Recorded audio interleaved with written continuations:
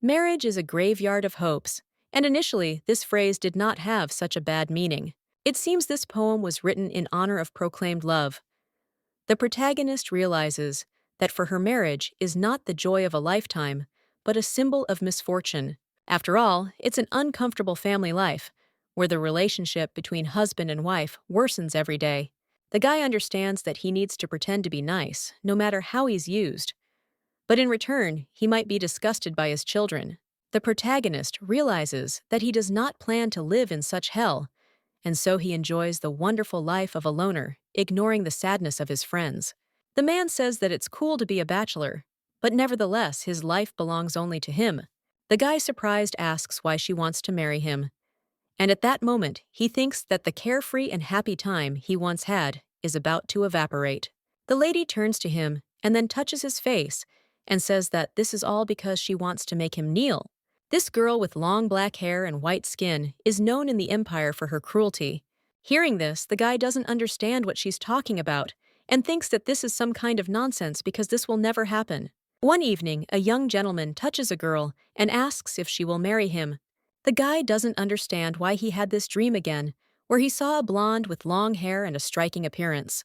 The main character realizes that for a couple of months now, he has been having the same dream in which he constantly proposes to an unknown girl.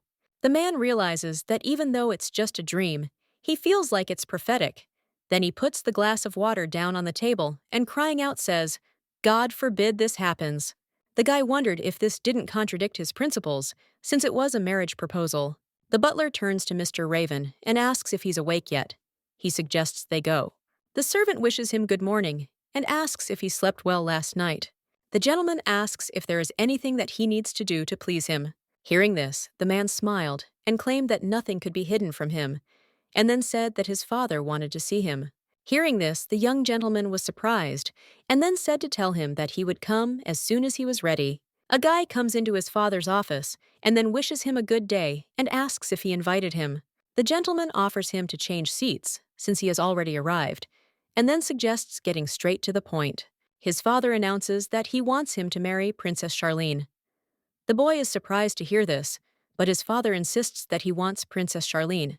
The young gentleman thought that his father was joking, and thought that he chose her because Charlene was born into a ducal family of healers. This girl is responsible for healing and purifying the entire empire. On the other hand, there's the ducal family of Deer, who fight monsters and are constantly injured. The young man understands that therefore he has no doubt about the reason why his future wife was chosen.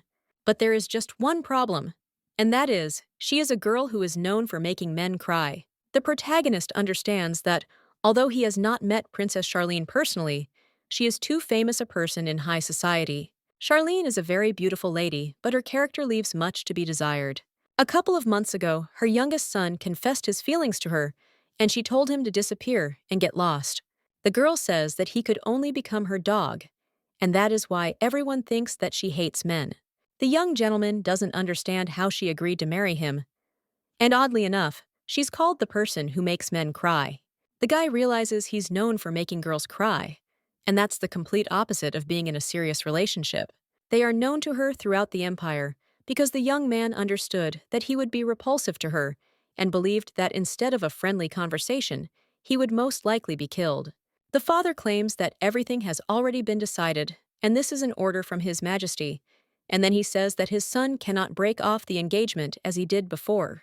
Hearing this, the guy is surprised and asks why, and thinks that his father probably knows, as he does, that he likes open relationships with girls. The son insists he doesn't want to marry, but the master insists that this is no reason to refuse the marriage, and that if he breaks off the engagement, he will marry his sister to the Marquis of L. L was an older gentleman who was considered a pervert who wanted girls. The boy says their age difference is too big, and they're like child and parent. Then he asks if his father is so eager to please His Majesty. The Duke considers that if he does not want to sacrifice his sister, but at this time the butler enters the room and asks forgiveness for interrupting their conversation, and then announces that Princess Charlene has arrived. The master asks in surprise if she will arrive at their estate soon, and the servant explains that she is already here.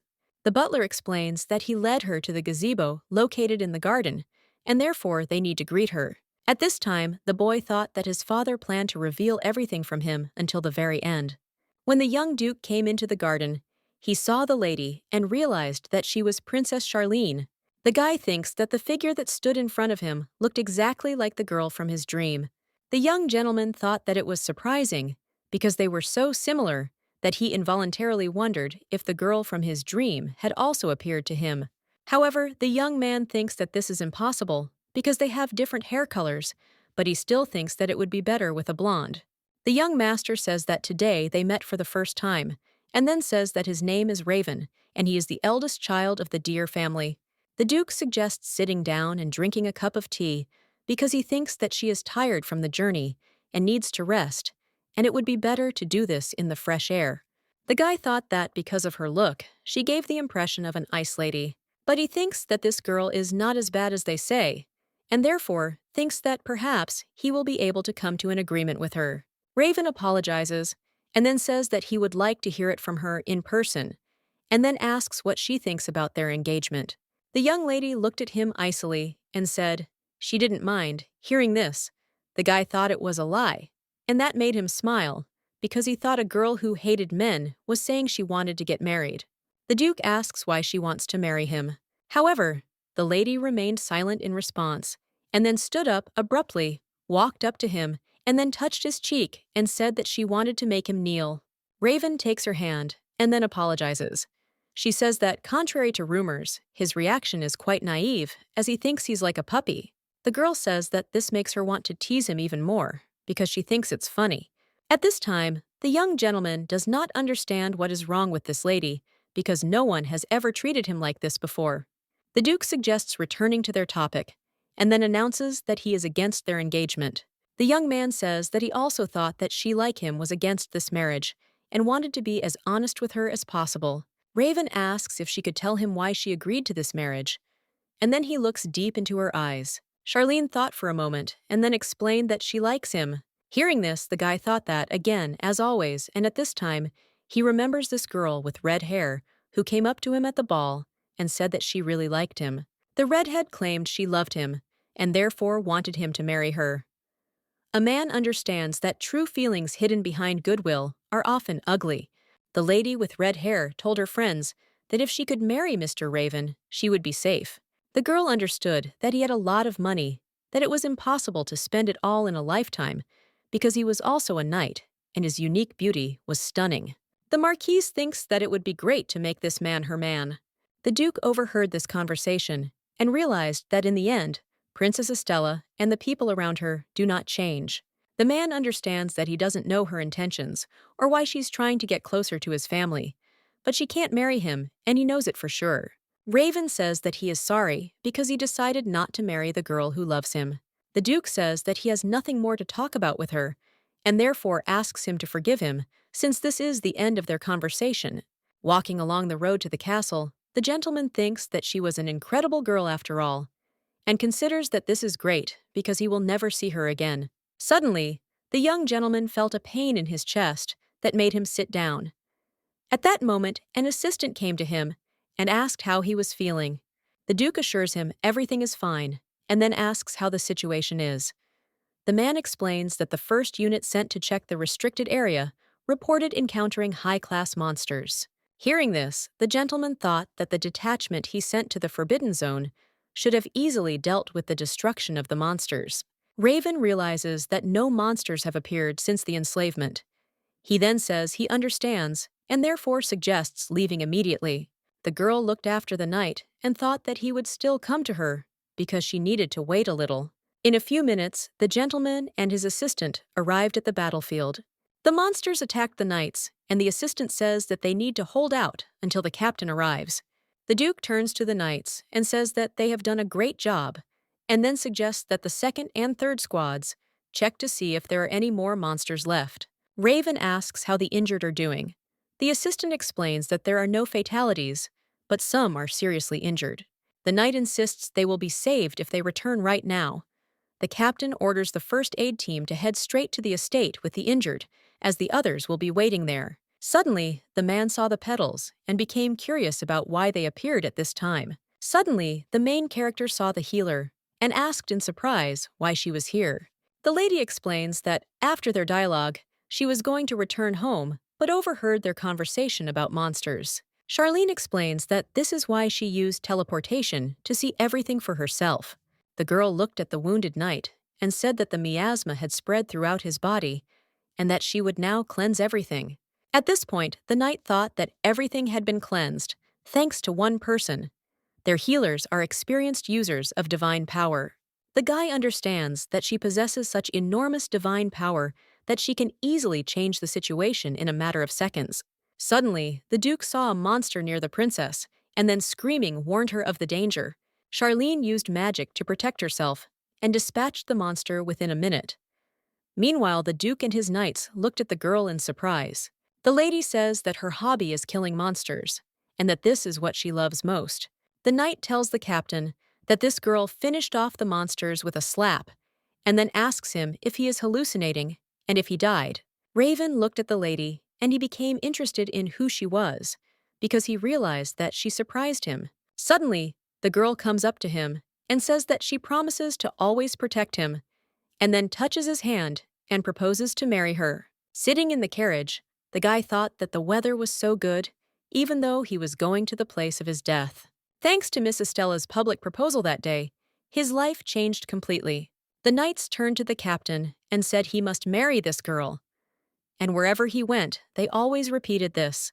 The Duke understood that no matter what he did, there was greater pressure from his knights, who became her followers. The guy reflects on the fact that her divine power should only heal, so he is interested in how she was able to destroy the monsters. Divine power is a special energy that can fight monsters and miasmas, unlike magic which anyone can use. Only descendants of two great ducal families can use this power: the Deer family of knights and the Charlene family of healing. There was no one who could use both powers at once, except for one person, a saint who saved their empire long ago. The young gentleman received a letter asking if he would like to enter into a contract marriage. The knight approaches the lady and apologizes for keeping her waiting. The girl says she just arrived too, and the place has a cozy atmosphere. The man says that if she liked it, she can come again because this place sells rare tea depending on the seasons. Raven reports that this cafe also serves delicious shortbread pie, and his sister said it's very popular with girls. The guy suggests getting down to business, and the lady says that her participation in conquering demons is a mandatory condition. The girl says that their marriage will be valid until he receives the title, and she renounces his property and rights as a duchess. The Duke asks her in surprise if she's sure, then declares that these terms are too good for him. The little girl insists she's serious. At this time, the young gentleman does not understand what she is planning, because he knows that this girl is known for hating men. However, he is curious why she wanted to marry him, even though she lied to him about her love. The guy understands that she is cheating for her own purpose, and therefore believes that there is no need to lie to her feelings and say that she loves him for her own purpose. However, contract marriage does not always work, but with his strength, his knights will not be in danger. And then the master says that he understands. Raven offers to conclude the contract under these terms. The young lady says she's glad he agreed. The Duke says that according to rumors, he plays with the feelings of girls, and there is a possibility that he will take a mistress while he is married to her. The man says that this is why he cannot make her happy, and then asks if she will regret marrying such a man. Milady says that she has lost a lot, and is therefore tired of worrying so much, and then says that she will not regret marrying him. The man says that he understands that if she is satisfied with everything, then that is good, and therefore offers to sign a contract. The Duke says that he has already put his signature, and all that remains is for her to do it, and then everything will be ready. The little girl thought that he looked like a good-natured guy, but he had a special mood of not allowing anyone to cross the boundaries of what was permitted. His cold gaze, hidden behind a smile, made even her a little wary. The lady understands that if she were in the same position, she would probably do something similar, and therefore considers him a suspicious man. Charlene knows that there is a reason why she needs to be near him, because then she can continue to implement her plan. Suddenly, the guy grabs the girl by the hand and asks in surprise what she is doing. The little girl explains that she just signed the contract using magic, and he screams and asks why she did it. The Duke informs her that if she breaks her promise, she will have to pay for it. The lady says that she thought he was a cold person, but now he is angry at the person he previously hated. The young gentleman grabbed his head and insisted on what she was doing. The girl claims that nothing has changed, but he agrees with her and says that she is right. The lady reminds him that he had previously asked her if she would regret it, and then asks if he is not worried about it. Charlene touches his face and then whispers in his ear that she is sure he will fall in love with her. Hearing this, the man quickly pushed her away, but she only smiled and thought that it was funny, and then said that there were no surprises, and even more so. The maids were surprised when they heard that there would be a wedding between Mr. Raven and the princess of the Charlene family. The girl says that the room needs to be prepared by next week, and therefore they will be very busy. The maids were very happy, because finally a mistress would appear in their estate, and they became interested in whom she would choose as her personal servant. The girl says that she is not interested in this and only wants a calm atmosphere to remain inside the mansion. The maids say that Mr. Raven has a girlfriend who is rumored to be his favorite, and they think that Princess Charlene probably doesn't know about it. At this time, a woman came to the young gentleman, and he opened the door and said that he had been waiting for her and asked if she had arrived safely. Catherine said that she was fine, and then looked at the table, which was covered with papers. The Duke suggests that she wait a minute, as he will soon finish with all these documents, and therefore suggests that she wait at the other end of the room. The man says he came into his room dressed as a girl, and then asks why he has to dress like that for a routine treatment. Raven explains that it's because he was almost recognized that day. The Duke recalls that when he was lying on the bed and the magician was treating him, suddenly knights came to him to ask if their master was okay. In order that the secret of his illness would not be revealed, he laid the magician on the bed and then sat on top of him. When the knights saw the master, they thought that he was spending time with the girl. The Duke said that he was a little busy at the moment and asked them not to disturb him. At this time, the young gentleman thought that he should ask the magician to come to him for treatment, disguised as a woman. Raven thought that he needed to hide from everyone that he needed treatment, and he dragged Kate into this scam. The magician says that he needs to undress and go to bed, and then asks how he is doing. The gentleman says that it's better, and it's all thanks to his treatment, because he's no longer sick and feels good. Hearing this, Kate looked at the guy and thought about how terrible he was at lying. Then he said he'd cast a healing spell on him, and it should make him feel better. The Duke thought that even if he told him not to use divine power, he still would not listen to him. The gentleman believes that only direct descendants of the Gayor family own the seal designating them as custodians, and such people possess immense divine power incomparable to theirs. A single person is capable of destroying hundreds of monsters. The main character understands that this is why it is so troublesome, because he is the one who possesses such a seal. Even though he knows that using divine power will cause him to die, he will still continue to use it to protect his people as long as he has this power. As a result, he sacrifices himself to save the others. The mage announces that the treatment is complete, and at that moment, he thinks about how stubborn he is. Raven believes that the words he speaks contradict his actions. Henry says it's a very beautiful day, and the young gentleman claims he said that 100 times today. The man agrees with him and explains that he has been waiting for this moment for so long. The Duke turns to him and asks him to do what he always does. The man explains that in any case, an old man like him felt relieved that his boy wouldn't die alone. Raven reports that this girl is so straightforward that it challenges his common sense. The butler says he can't believe his boy praised her for being such a unique and wonderful girl. The guy surprised asks if he listened to him and where he praised her. The gentleman thinks that she is the type of girl who at the first meeting says that she wants to bring him to his knees. The Duke cannot imagine how she would behave towards the one she truly loves. At this time, the young lady is reading a book about how to make an unapproachable man fall in love with you. The book says that she should make the first move and make an unforgettable first impression on her partner. Step 2. Show him what she's capable of and surprise him. Step 3. Her mind and body are at odds, and she must have an exciting time behind closed doors. The girl thought that next time they needed to be alone in a closed room. Charlene wonders why this man is acting like a wild animal around her. She understands he'll avoid being locked in a room alone with her. The little girl wondered if tying him up would solve the problem, but she thought it was a good idea. The young lady understands that she is the one who knows about love only from romance novels. A father tells his son to meet his bride. The boy approaches the carriage, then takes the girl in his arms, says he's been waiting for her, and calls her his dear wife. The next day, the protagonist asks the butler what the reaction of those around him is to his engagement to the princess. The man explains that those who work here for a long time are happy. On the other hand, many young people were from the imperial capital, and they were very worried because they knew the rumors about the princess. The butler thinks that this is not enough to cause any harm, and then asks if it bothers him. Raven asks if there are any more evil rumors, because she knows that the same thing always happens. The guy remembers the gossip that women said that she was the flower of the empire who conquered the hearts of many men.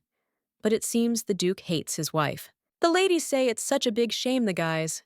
It's time to understand what the Duke feels, because it's so funny that so many men had feelings for her. Madame says that the man she fell in love with did not love her back. The man understands that there is no way to know when the princess will become the subject of rumors, and even if this is not true, it seems that the princess is not very good at communication.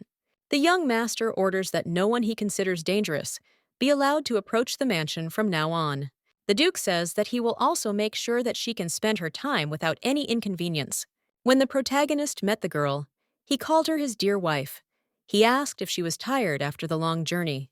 The man claims that she first needs to get some proper rest in her room. The servants heard this and were amazed at the attention he paid to his wife.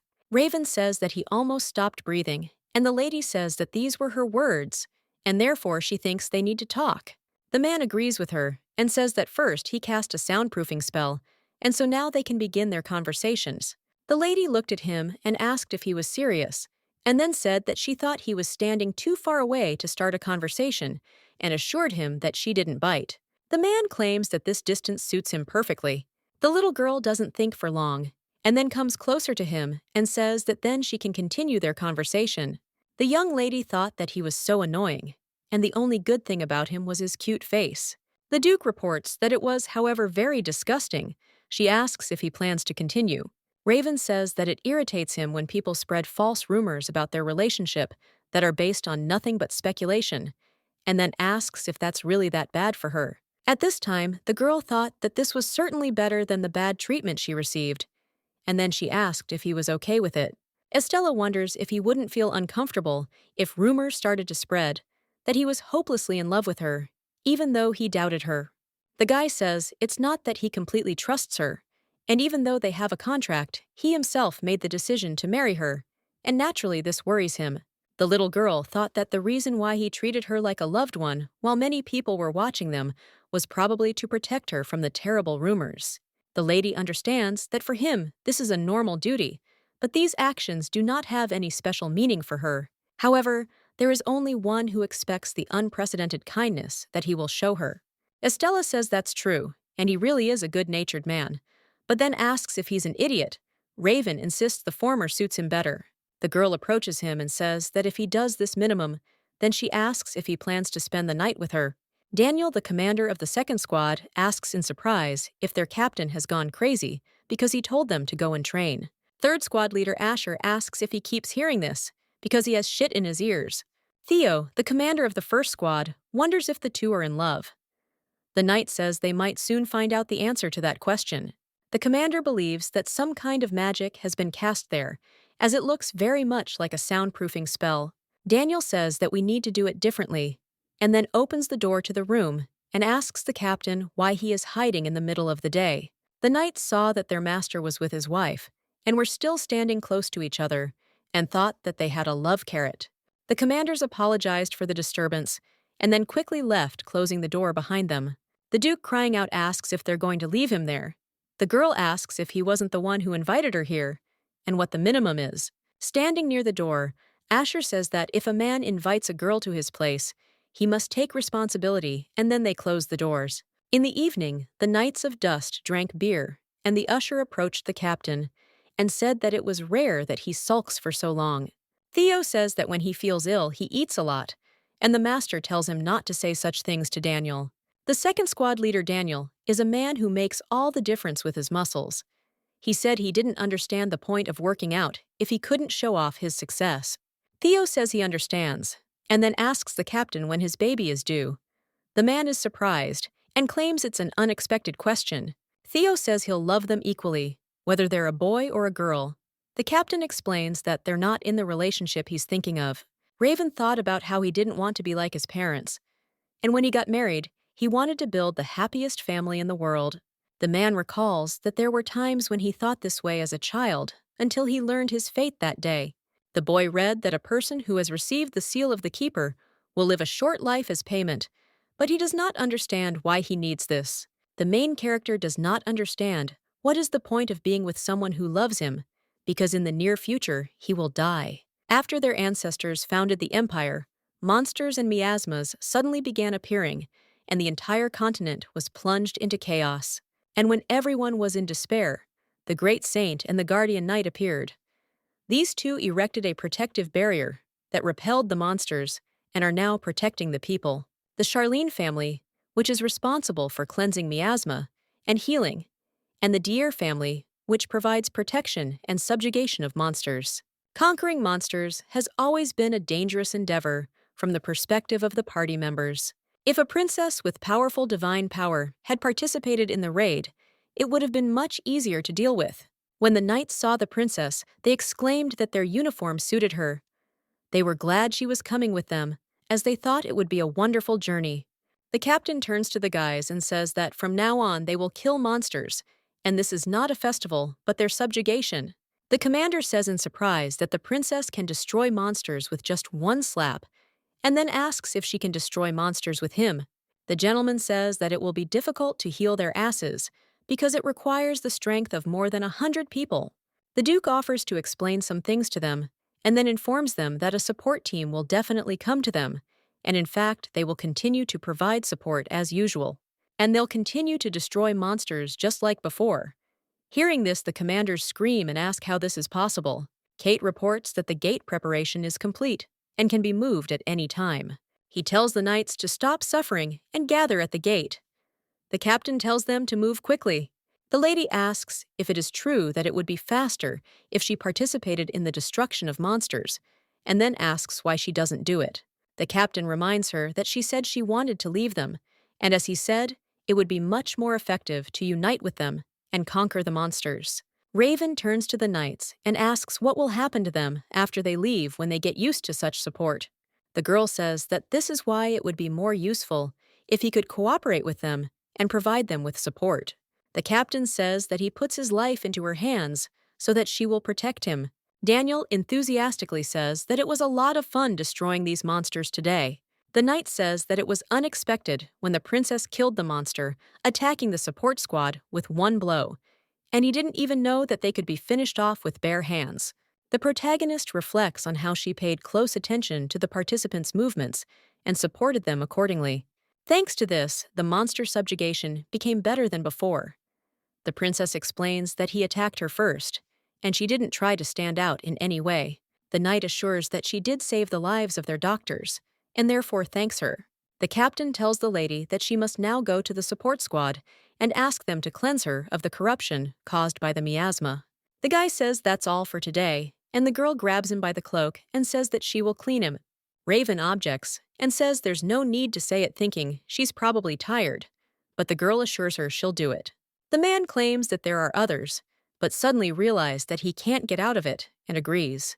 The gentleman gives the girl his hand, and she asks if he is joking, and then explains that when cleansing and healing, the wider the area of contact with the skin, the more effective it is.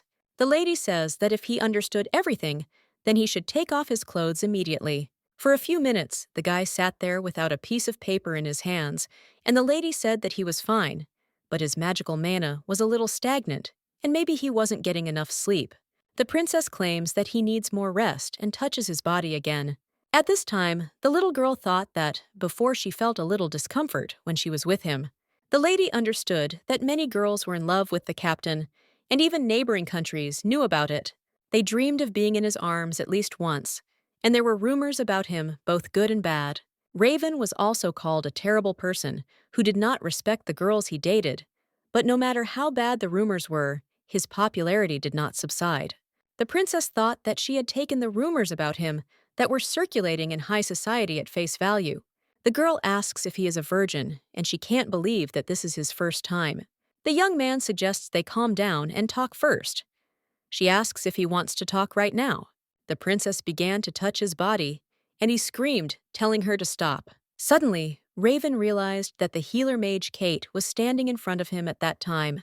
The gentleman explains that this is how he fell asleep, and is very glad that it was only a dream. Kate looked at her in surprise and thought that he had a nightmare, and then asked if she found out that he was a virgin. The assistant claims he's lucky this came to light now. After all, the reason he exploited the rumors about being a womanizer and enjoying playing with women was to avoid marriage. And the man claims that now that he is engaged to the princess, there is no need for this. And the Duke says that in principle he is right, and even now he is succumbing to her influence, and now knowing his secret. After all, they say that he really didn't have any experience, and that's why she made him scream loudly and made him get on his knees. Kate says that she is not going to lend him a helping hand. And even if she found out, there will be no problems. Raven says that he is very ashamed because she found out that he is a virgin and now does not understand what to do. The gentleman explains that he tried his best to be bad today, too. Kate says it's too late, and he leaves. At this time, the girl noticed that someone came out of the master's bedroom. She became curious about who this woman was. The princess realizes that 2 weeks have already passed since she moved to live in the Duke of Gyor's mansion. And thanks to Raven's plan, her life is very peaceful. Their relationship has reached the point where they call each other by their first names.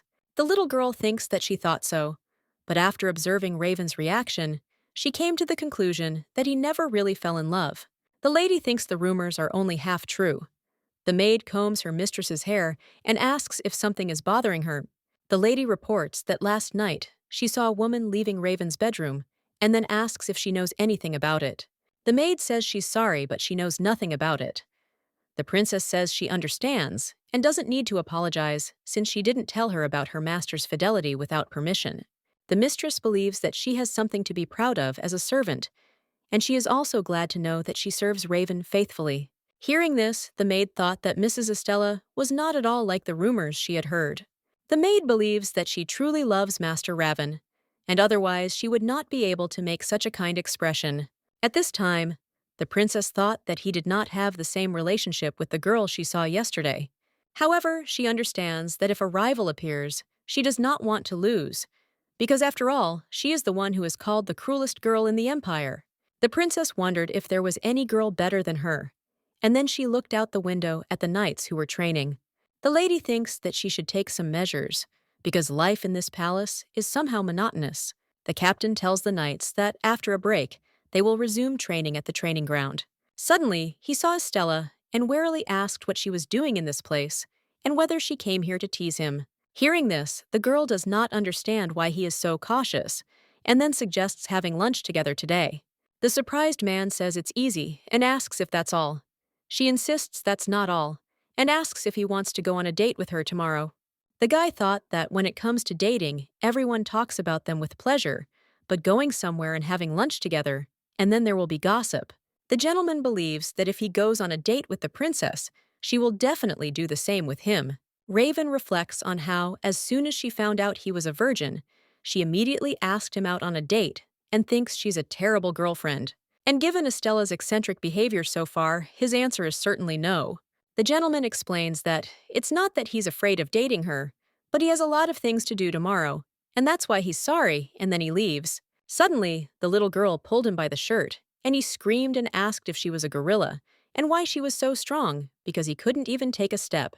The girl says that to find out if she is a gorilla, she needs to try to grab someone by the head, and maybe then she will understand, and then asks if he will be a test subject.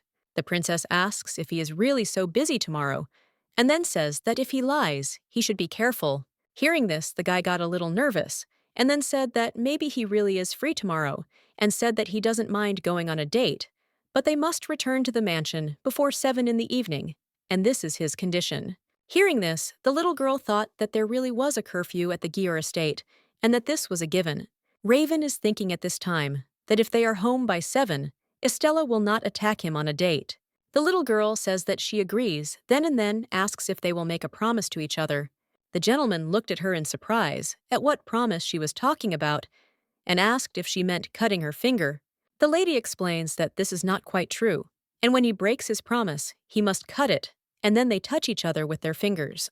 The princess reminds him that they made a vow, and that if he runs away, he will be in trouble, and then leaves. The man looked at his finger in surprise and did not understand what it was, but suddenly remembered that she said that when he swears, he usually cuts his finger. The girl says that when she does something like this, she asks him if even the smallest promise seems important to him. At this time, the little girl thought that this was their small promise, because she loved him so much. Raven, sitting in his office, was very puzzled, because he did not know where to go on a date. The guy is thinking that maybe they should take a boat ride on a lake that is known for its beautiful scenery. And he also thinks about whether it's worth watching the opera that's popular now, or whether they can just eat in a cafe. The gentleman says that it is very difficult, and Asher says that he has arrived, and asks if he can come in. The commander explains that the third squad has just returned from an investigation, and the results of the investigation of the restricted area, where the monsters have reappeared, showed that, as expected, a pool of miasma has appeared. The captain says that he understands this, because monsters appear once every 2 or 3 years, and they happily crawl out of a pool of miasma. The Duke says that if we leave it like this, monsters will constantly appear. And since such a phenomenon is rare, and the last time it happened was 60 years ago, a puddle of miasma is also said to be a sign of something strange to happen. The year in which this occurred was a very unfavorable one. Raven understands that immediate action is therefore necessary, and then suggests putting up a barrier and dealing with them so that the monsters do not appear again. The commander says that he agrees with him and asks if he wants to leave tomorrow. The Duke says that this needs to be dealt with as quickly as possible, but not tomorrow, but today he will go alone. Hearing this, the commander smiled and asked if he had any plans for tomorrow's. The gentleman explains that he promised Estella to go on a date with her tomorrow.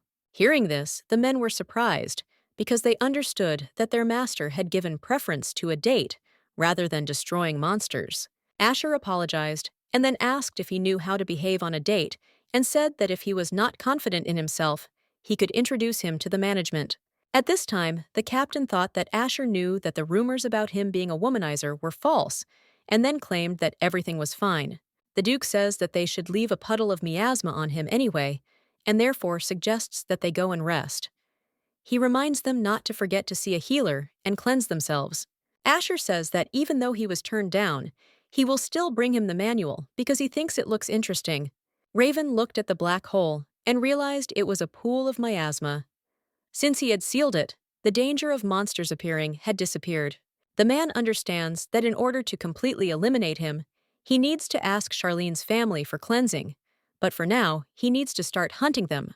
The next day, the guy thought that it was true that he agreed to go on a date, but only because he thought it would be a good time. When the Duke returned, Kate met him, and he said in surprise that it would be better if he went to rest. The man with pink hair says that it is useless, because if he is trying to look healthy, then he should maintain an expression on his face that is about to disappear.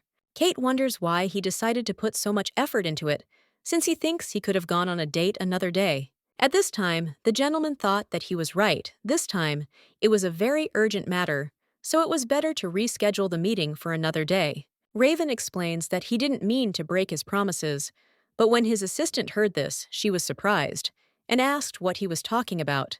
The gentleman assures that he did nothing of the sort, and at this time, he realizes that he too is confused, because he doesn't know why he went to such extremes to keep his promise. The next day, sitting in the carriage, the lady just looked at him. The guy doesn't understand why she's looking at him so intently, and thinks it's strange that she's sitting there silently. The gentleman hopes that she is not thinking about anything bad, but still he feels uneasy. At this time, the little girl thinks that the correct answer is Estella's favorite book, How to Make an Unapproachable Person Fall in Love with You. She recalls that the book said that the steps her mind and her body were at odds with each other, and she needed to spend an exciting time behind closed doors. The gentleman asks in surprise what she's saying, and the lady wonders if his heart doesn't flutter when he looks at her. The man says he is scared and asks what she means.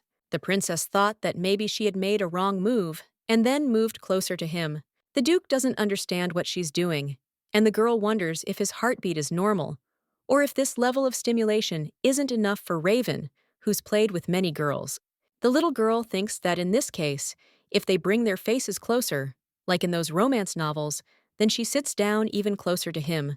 The girl says that she is very sorry and asks if it hurts him, because his heart rate has increased.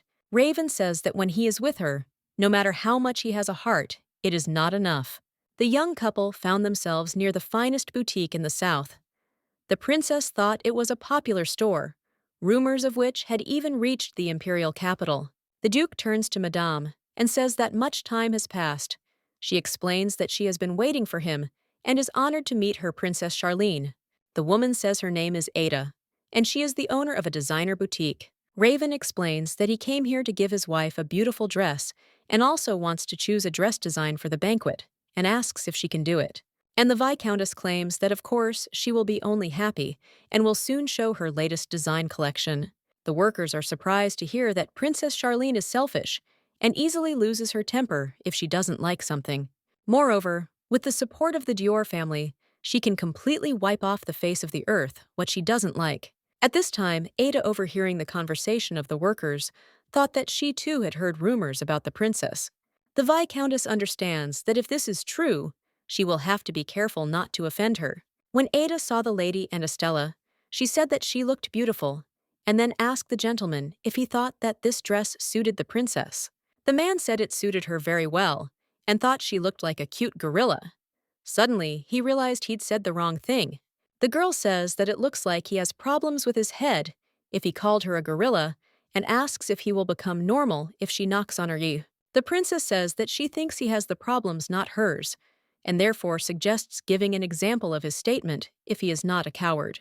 The Viscountess thought that in the end, rumors are just rumors, and then says that they get along so well, and thinks that it is wonderful, and then says that she will prepare another dress. Raven asks if she needs to try on another dress, and the lady says that she was just about to return. Estella says that what he said earlier is a minimal commitment, and if this is a gift meant to protect her, then she will not need it in the future. The Duke claims that this is not an obligation, but gratitude, because she saved the lives of the squad members. The man said that besides, she came from the north and might not have many dresses suitable for the climate.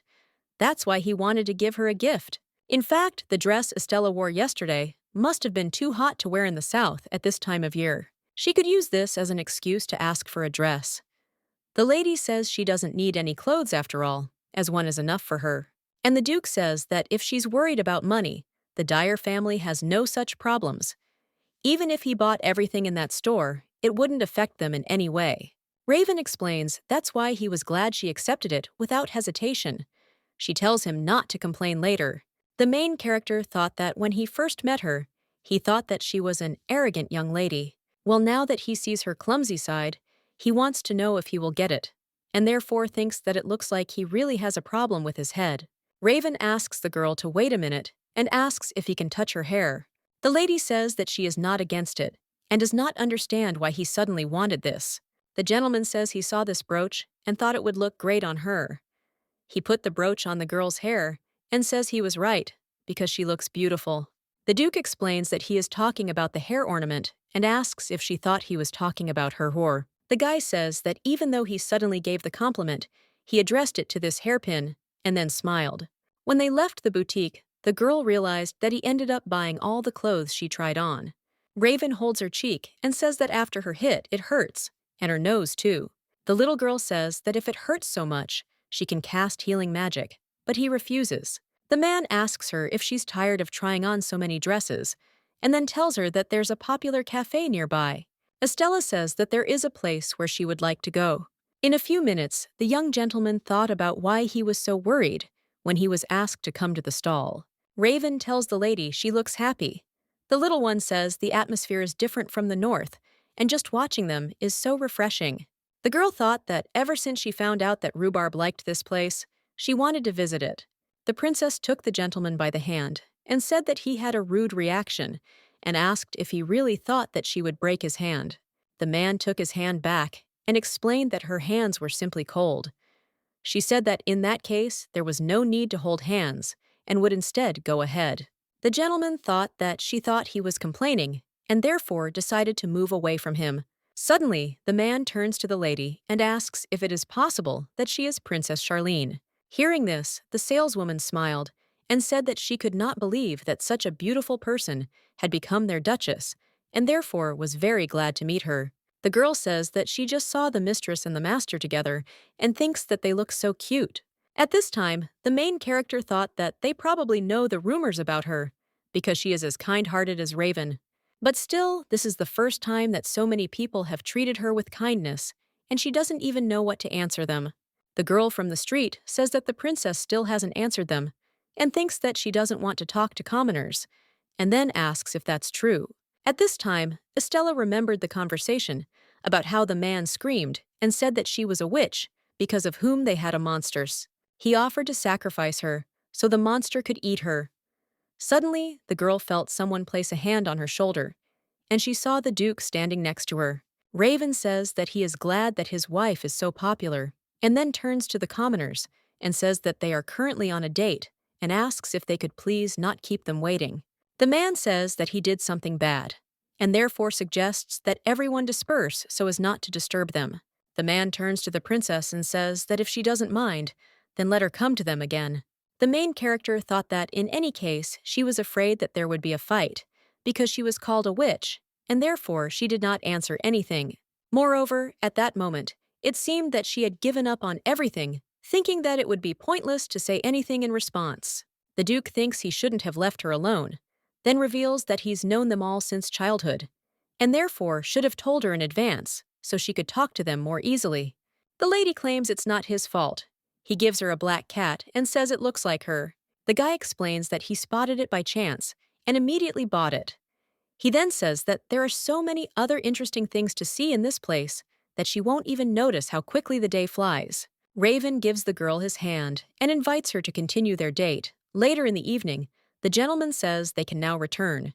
The girl, holding the kitten in her arms, reflects on how when she thinks about it now, she was drowning in its kindness. The young lady thinks it's okay if she asks him one thing, and then wonders why he's so kind to her. The main character understands that after hearing the words spoken from his lips, she did not yet know that she would regret it. The boy, surprised, asks why she's asking such a question. The little girl explains that she's simply curious why he's being so kind to her, like he was today, even if he doesn't trust her completely. Raven explains that he can't trust her because he doesn't know why she decided to marry him. He then asks if she's going to tell him the truth. Estella asks if it is mean to answer a question with a question, and asks him to answer his question. The man says that he is sorry that he did not tell her earlier, but the reason is that the knights treat her well because she cleansed them all yesterday. Kate explained to the captain that when he went to the pool of miasma, the princess purified all the members of the squad. And when the gentleman heard this, he became interested in whether she had really decided to cooperate so late. Kate said she wanted to clean him up too, so she said she'd wait for him to arrive. He persuaded her to go to bed since he couldn't tell her he had seizures. At this time, the main character thought that having watched her until now, he came to the conclusion that no matter what her intentions were, she did not feel hostility towards them. And besides, lately, he feels that he can't leave her alone, and it's very similar to catching a stray cat. The reason he finds it so easy to interact with her is because she doesn't like him and asks if that's true. Raven says he's glad there are no romantic feelings between them, because he believes that if she had liked him from the start, they would never have entered into a contract marriage. The main character announces that he has decided not to marry the girl who loves him. The little girl looked at him in surprise and asked, what if she really fell in love at that moment? He grabbed his head and said that this would not happen, and by that time, their contractual relationship would be terminated. And in the evening, when the girl came to her room, she lay down on the bed and thought that even if he said that he wanted to know the reason why she wanted to marry him, he would not believe her, even if she told him the truth. The main character reflects on the fact that this is because they were a couple in a past life, and then hugs the toy that he gave her. Estelle reflects on the fact that if she told him the truth, he would consider her crazy, and understands that now this man is more cautious than then. A year ago, at a banquet in honor of the National Day, the princess remembered her previous life on the night she first saw him. That day was no exception when she grew tired of the boring pastime. She thought it would be better to go home. Suddenly, the girl heard someone say that Mr. Raven had arrived, and she realized that he was the eldest child in the Dyer family. The main character thought that she often does such things trying to please someone so that everyone is in a good mood. But at that moment time seemed to stop when she saw this guy. The feeling of loss that had been tormenting her heart for no reason until now is now filled with longing, and she feels joy from it. The princess does not understand why he forgot all these wonderful moments, because she so wanted to meet him. That day, the main character didn't even talk to Raven. All she could do was run away. The little girl thought he was an idiot, and no matter what she'd like to meet him. But when she sees him in front of her, she gets scared. Estelle reflects that if he had such memories, he would surely hate her. After all, in reality, she wasn't even aware of it, let alone remembered it. The girl thought that it didn't matter anymore, because she was here because she had vowed to do everything for his happiness. But when she came there, she was happy just to be next to him. The lady understands that she decided to live to make amends for her guilt before him, because she is sure that this is her punishment for greed. The next day at the training ground, the captain thought about choosing a knight and a maid for Estella. But suddenly, his father comes to him and screams saying that this is too much and that he needs to go to the main gate right now. Raven asks in surprise what happened, because he doesn't understand anything. Suddenly, a child boy with blonde hair turns to him and asks if he is his father. The Duke asks if he is addressing him with this question, and the baby smiles. At this time, the commander of Theo says that a boy suddenly appeared, who called the leader father, and thinks that this is like in the novel, an illegitimate child appeared. The butler, surprised, asks when he could have had a child. The gentleman suggests leaving him alone, and then insists that it's definitely not his child. Raven thought that he was a virgin, but couldn't say it in front of the child. The gentleman asks the boy where he came from, and he asks if he will throw him out if he answers. The Duke assures that of course he won't do that. Then he suggests changing the question and asks how old he is. The kid says that he is 5 years old, but this year he will turn 6, and therefore thinks that he is already an adult. Daniel says, "What's the point?" The leader is 24, and at that time he graduated from the academy, and then this boy was born. Raven turns to the guys and suggests that they get together, and then screaming announces that in any case he is not his son. The gentleman looked at the boy and did not understand why he looked so much like him as a child, but he was sure that it could not be that he was his child. Kate explains that he went to the academy with him, and Raven studied hard enough that he graduated at the top of his class. After graduating, he immediately began participating in raids to conquer monsters. And as they all know, he was so busy that he did not have time to play like he does now. Kate says that therefore the likelihood of him being his illegitimate son is small, and then asks if they would like to show their guest the estate first. The magician turns to the boys and suggests that they stop slacking off. Sitting in his office, the captain asks how the child is doing. The butler tells him not to worry, as Daniel and Theo are sitting with him. Raven offers to discuss it. The butler informs him that the details are still being finalized, but he just checked his belongings, and that he is related to Estella, and a member of the Viscount Chebest family. The gentleman asks in surprise if she is involved in this, and the man explains that they still don't know a lot, and therefore he is not sure. Dvoretsky says it appears, however, that the Chebest family is heavily in debt, as the head of the family has become addicted to gambling. And if that's true, then there's a chance he was sent here to be sold.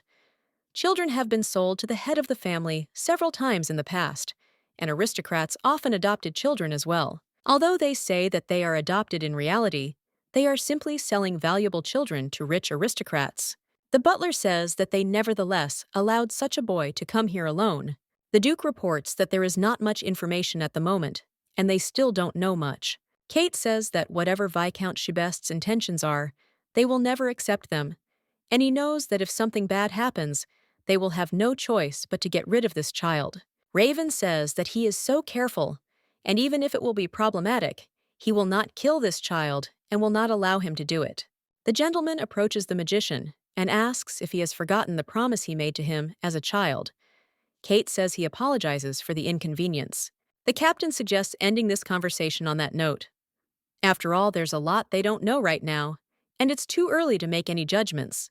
And then he turns to the guys and says that they can come back.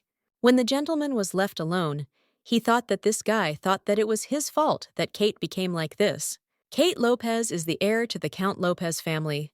The Lopez family has served the Dyer family since ancient times, and they would do anything to protect their family. The Dyer family is the only one capable of dealing with the protective barrier that stretches across the entire continent. Therefore, family members often become targets, not only within the empire, but also in other countries. A family born to be loyal to the Dyer family and willing to commit assassinations and other secret missions to protect them is the Lopez family. That's why he's been training them meticulously since childhood. Kate used to be more dangerous, and the protagonist wonders if the situation has improved even a little. The gentleman understands that even now things are not so ideal, but he wants this guy to also live a normal life. At this time, the girl thought that after she changed places with the prince, her heart was beating wildly. Asher asks the lady if it's difficult to choose. She says it is the commander, then advises that if she wants to experience the fun, the one on the right is better. The man says that if she is looking for a suspenseful story, he recommends the one on the left. Estella offers to tell him more, and he smiles and says he read them a long time ago. And then he thinks about the knowledge he gained from his ex-girlfriends. The lady says that she will choose this one then, and then thanks her. Asher looked at the princess and thought that he had seen her several times at banquets, and she was like a cat curled up in a ball. The commander tells the princess that he heard about a very good way, and that is to hint to his partner about the situation. At this point, the man thought she was cute and understood why the captain was so worried. Then he said that if pressure didn't help, he should try pulling. The man says that anyone would be concerned if someone suddenly behaved so abruptly. Hearing this, the main character says it has nothing to do with her. He asks, surprised, if the princess doesn't like the leader. The girl thought that she doesn't like him, but she knows that she should say it. But she can't say it, even if it's a lie. The princess insists he's mistaken. Asher thinks he must have said something wrong, then apologizes, saying it was a very rude question. The commander says that he would like to apologize and knows a bookstore with a large selection, and then asks if she would like to go there. The boy saw Estella and ran up to her, then hugged her. She asked in surprise why he was there. The young man asks if she has forgotten that she promised to be his mother, and reminds her that she said that when she gets married, she will establish him. The princess says that everything is correct, and that is what she said. Then she turns to the master and asks him to misunderstand her, because this is an oral agreement between her and the Nari. Raven asks her to explain in more detail. The lady explains that the child is the son of Viscount Chebest's third wife, or they'll call him Nari Chebest. The girl says that Viscount Chebest is her father's younger brother, and Nari is her cousin. The princess says that regarding the verbal promise that worries them all, their relatives gather in the mansion once a year, and during this time she met this child. The girl remembers that a year ago, in Charlene's estate, a boy approached her and said that he would like Estella to become his mother. The guy asks if he can become her child. The lady says he already has a mother and asks why he wants her to be his. Nari says his real mother died when he was little. Hearing this, the girl feels a little sorry for the child and says she'll agree if he wants. Estella says that this is probably impossible now, and he asks in surprise when this will be possible. At this time, the princess thought that this was too much trouble and said that she would think about it, and then said that he would be able to adopt him when she got married. Hearing this, the gentleman says that, in any case, she claims that she has no other intentions and asks if this is true. The little girl agrees with him and explains that she did not come up with any plan. The lady thought that even before she remembered her past life, she said something irresponsible. Daniel says that, in other words, this is not the illegitimate son of their leader, and therefore means that all misunderstandings have been cleared up. Raven tells her not to joke like that, because first of all, they've never met before, but the girl insists she's seen him before. The princess asks if they can discuss this when there are just the two of them. The Duke says that they will prepare a guest room for the child so that he will soon be able to rest. In the evening, the main character decided to visit the boy, and when she entered his room, she saw that he was already sleeping on the bed. The lady thinks that he might catch a cold, and suddenly she saw a bruise on his body. The princess understands that after the death of his mother, she knew that he was not being treated very well, but she understands that this is too much. Suddenly, Nari woke up and asked in surprise what happened and what hurt her. Estella took the guy's hand, and insisted it didn't hurt anywhere. He lay down on the bed and asked if she was angry with him for coming without permission. The girl asks who could possibly be angry with him and instead suggests sleeping and covers the boy with a blanket. The guy says that he is sorry that he came like this and then apologizes for disturbing her.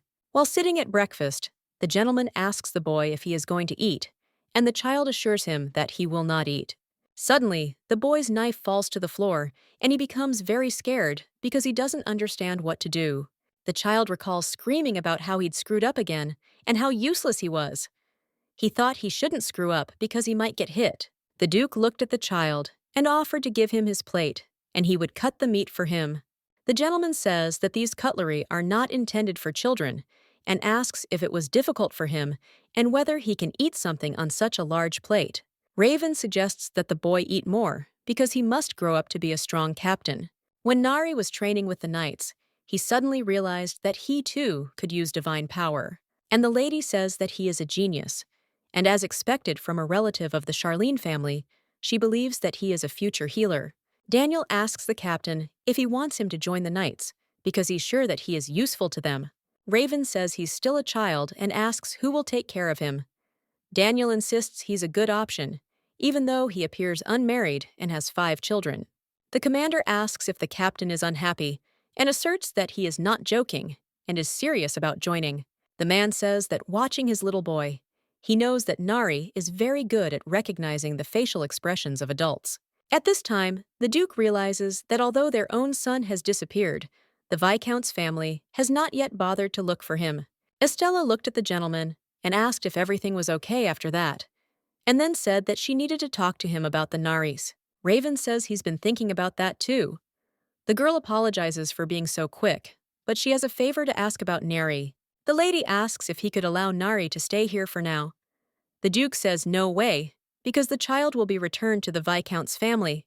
The princess says that when their contract ends, she will definitely take this boy with her and leave, and if she doesn't believe it, it's in the contract. The gentleman claims that no matter how many times she asks him, his answer will not change, because he cannot protect this child, even if he is being bullied. The lady asks if he knows so much, then why?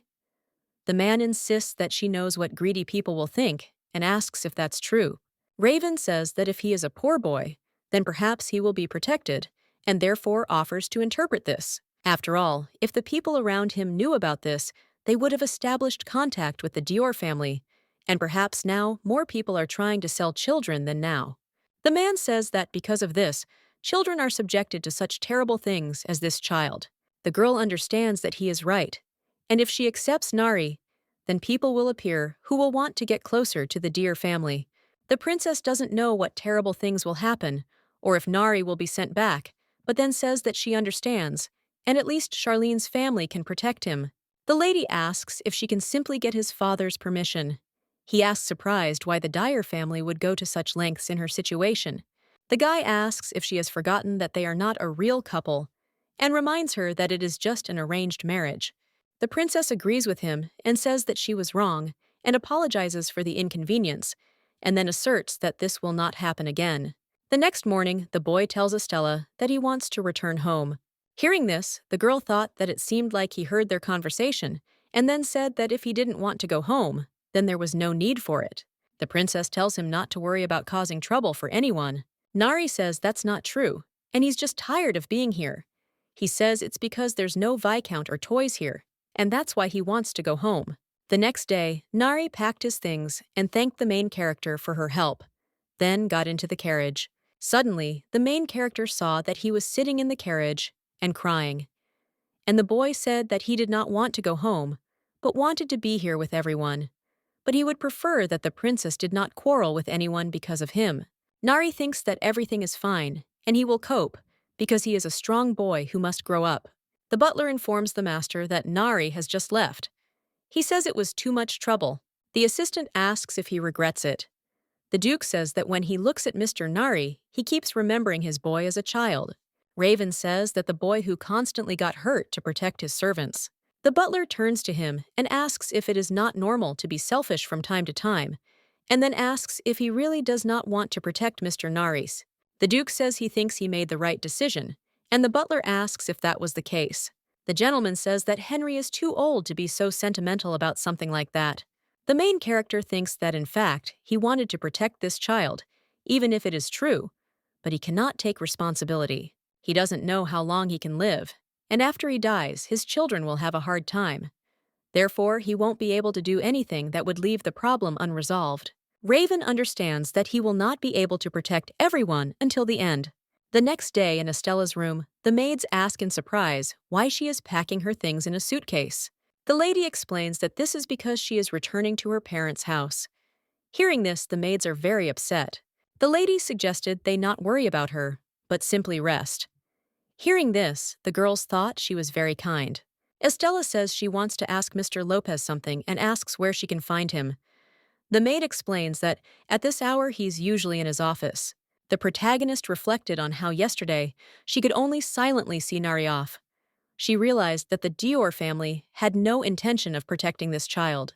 However, despite the need to publicly demonstrate this fact, now that the Gaillard family has expressed its intentions, it has no choice but to act of its own free will. Lady understands that this way Raven and the others won't bear any responsibility. She believes they need to come and get him as quickly as possible. A girl came into Kate's office and said she was just a minute. He invited her to sit down. Estella thanks and assures that she will not sit down because she will leave soon. The princess says that she wants to return to her parents' house for about 2 weeks and asks if this will interfere with the plans to destroy the monsters. The man says that 2 weeks is too long and asks if she is returning home because of Mr. Neris.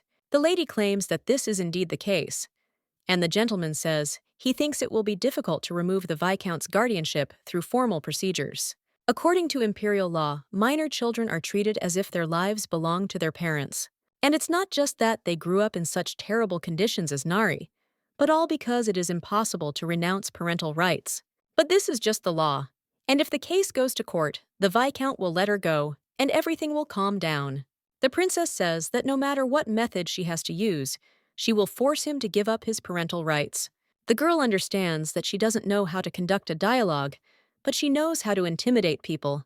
Kate says that he understands her and asks her to be careful on the way home, but he thinks that it will be a waste of time. At this moment, the Duke entered the office and asked what she meant. The lady saw that he was holding a child in his arms. The girl asks why, since he was against it, and he explains that it was because the old man's words worked. The gentleman recalls a conversation with the butler. Henry said it was the first time in a long time he'd run like that. The butler says that he knows that he is only an old man, but still asks to be allowed to say this, and then reports that he saw the document. The man says that even minors with divine powers can fight without their parents' permission. Henry shows permission to join the group of his own free will and asks if it was done for Mr. Nari. The butler asks if it is true that they are now holding Mr. Nari in custody without the consent of his guardian. The man thought it wouldn't even be strange if they said they kidnapped him. However, if these documents are approved, they will be able to officially greet Mr. Nari. The Duke says that while he wishes for it, he knows it's not that simple. He understands that even if everything goes well, many nobles will be against him. Raven says that he is sure that at this moment, they will be attacked by families who are hostile towards their family. The main character says that if this happens, and for some reason he cannot be there at that moment, he will not be able to protect them all. The gentleman says that therefore, as a member of the ducal family, he cannot make such a selfish decision. The butler says that his boy has put too much on his shoulders and then takes his hand and asks if he will let him carry it with him. The gentleman says that he wants them to believe and rely on him, and then says that then he will have a hard time. Henry insists that no matter how difficult it is, he will see it through to the end. While the princess was playing with a boy, a gentleman approached them and addressed her. He suddenly realized she had ignored him. At this time, the commanders were fighting among themselves. Asher of Skrikovaya claims this is a coward and offers to fight him one-on-one. Daniel believes that weaklings always whine and wonders if he can get rid of him quickly. En route, they say that he is the most powerful and terrifying demon king, and the commanders claim that they will beat him up. The knight runs away and asks for help while the boy smiles. The princess says in surprise that if Nari has divine power, then even without his parents' consent, he can become her student. The girl asks what to do about His Majesty's permission. The man explains that there won't be any problems with that. Initially, he wanted to focus on raising the next generation, and in any case, this is a good idea and will be approved in the near future. The little girl understands that Raven is friends with His Majesty, so everything will be fine, and then says that she will tell Nari about it herself.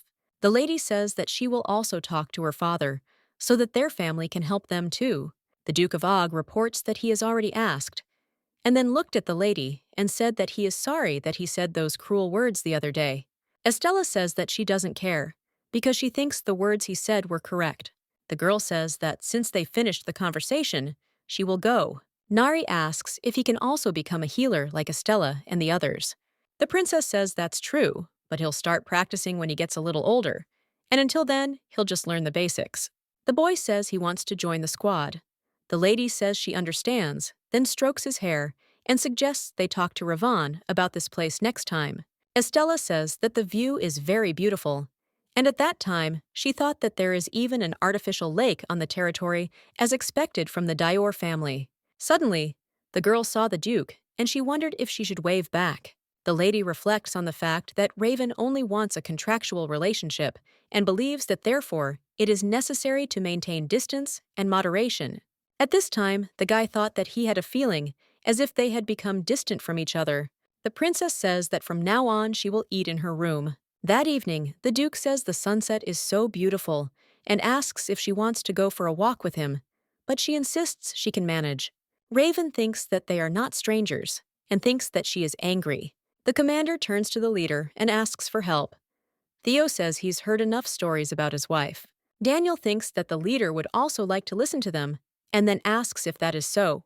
The commander says his wife was born in winter, which is probably why she has snow-white skin, and she looks so much like a princess from a picture book. The man says that when he returned yesterday, his beloved wife gathered all his delicacies for him. Daniel reports that she is so small, but so short in stature when she goes to bed. It is so surprising. And then he goes even further. After an hour of conversation, the commander says that this is why his wife is so cold, and he tried to warm her up with his hugs. Raven wonders if she is sensitive to cold, and if his wife might have cold hands and feet. Daniel says in surprise that indeed they are cold. The next day, the Duke comes to the princess and says that he wanted to apologize properly for the matter with Nari. The girl asks if she told him that it doesn't bother her, and then wants to leave, but he grabs her hand. Raven asks why she is avoiding him then, and if she really doesn't care, then why doesn't she talk to him? The princess reports that, as she said earlier, she is not avoiding him. The man asks why she decided to eat in her room. She says she thought keeping her distance would make him feel more at ease. The girl reminds him that as he said they are not a real couple, but are only in a marriage of convenience. Raven says that he was the first to push her away, and therefore has no right to say such a thing. But after his own words that he is not a stranger, he felt a little lonely. The gentleman claims that he really didn't understand anything until she told him, and then asks how she felt when she was suddenly pushed away. The Duke says that if he somehow offended her, he would like to apologize as well as want her to feel comfortable. At this time, the lady became interested in why this man could not ignore someone else's pain. After all those words with which he pushed her away were said for the sake of the Dior family, and she knows this, and that is why she tried not to dwell on it and ignore the pain that she had been accumulating for so long. The girl understands that everything was fine, but deep down she was in pain. Raven says that she also wants to say that she is not a stranger to him, and therefore thinks that he has no right to say such a thing. The Duke touches the girl's face and says she has a sweet smile, but suddenly he takes his hand back and doesn't understand what came over him. The little girl says that she is still angry because it was painful for her to hear this addressed to her, because she also has a heart. But he is being cunning, saying that he was lonely and therefore thinks it is mean. The girl reports that she was most angry at herself for relying on him without thinking. The lady said she knew how much he cared for all members of the Dier family, and she thought about how, as always, he had placed a heavy burden on his shoulders. The princess understands that this is why she would like to protect, at least in this life, what he values, and therefore she suggests making peace because she does not like to be in a quarrel forever. Estella insists that this conversation must end. He agrees with her and takes her hand. The lady said that was enough and that he should let go of her hand. He let go of her hand and apologized. The girl looked at him and realized that he was acting strangely and asked what was bothering him. The Duke gives the girl a box and asks her to use it if she wants, of course. The little girl, surprised, asks what it is. He explains that it's a warming ointment and says it's useful for when your hands or feet are freezing. The man says that he heard that cold is bad for your health because he knows that it is because her hands are cold. The princess thanks her and then says that she will use it carefully. The next day, the Duke reflects on the fact that they made peace yesterday, but she didn't say she would come. Suddenly, the princess comes into the dining room and apologizes for being late and then explains that she wanted to take Nari with her, but he looks so sleepy. Raven says that he will tell the servants to take the food to his room, and when he wakes up, he can have breakfast in peace. The gentleman asks about the engagement and whether it's possible to hold the event in about a month. And if there are no problems, could an invitation be sent out? The princess says everything is fine. He says that if this happens, he will leave for the imperial capital this week. The man says he's going to go shopping before he leaves, and then asks her if she'd like to go with him. The girl says that she doesn't mind and suggests going tomorrow. At this time, the woman with red hair read the letter and said that he left her to marry this evil woman. The lady says that the Dior family and Charlene are inviting her to their engagement and then claims that she is not going to give up Prince Dior so easily. The maid tells her mistress that she remembered something good and then reports that the princess will be coming to the imperial capital for the first time. The lady asks if she should be invited to tea. The maid says she's sure Her Highness will be charmed by their mistress's kindness. The lady says that this is really an excellent idea and therefore asks to bring her some paper because she will write the invitations. In the imperial capital, commoners said that the engagement invitation was sent on behalf of the Duke of Gur, and the whole city was filled with rumors about the betrothed. The daughters of aristocrats who dreamed of being in Estella's shoes were deeply saddened that their enviable match had been snatched right from under their noses. The official announcement of the Duke's engagement left them in despair. Meanwhile, at the Gayor estate, the captain says that upon arrival in the capital, they will be temporarily freed from their knightly duties and can therefore do whatever they want. The commander asks if it can be considered, in other words, that they are on vacation. The gentleman says that they are going there as an escort. Hearing this, the knights were upset, but the master said that it was not so bad. And then he says that as soon as they return home, they will have a well-deserved rest, and therefore suggests that they try their best. A few days later, the day of departure arrived, and the butler asked the master to be careful. Henry says that as soon as he finishes his business, he'll follow them. The master agrees and says he's looking forward to it. Raven asks the girl for her hand and asks if she is ready to go with him.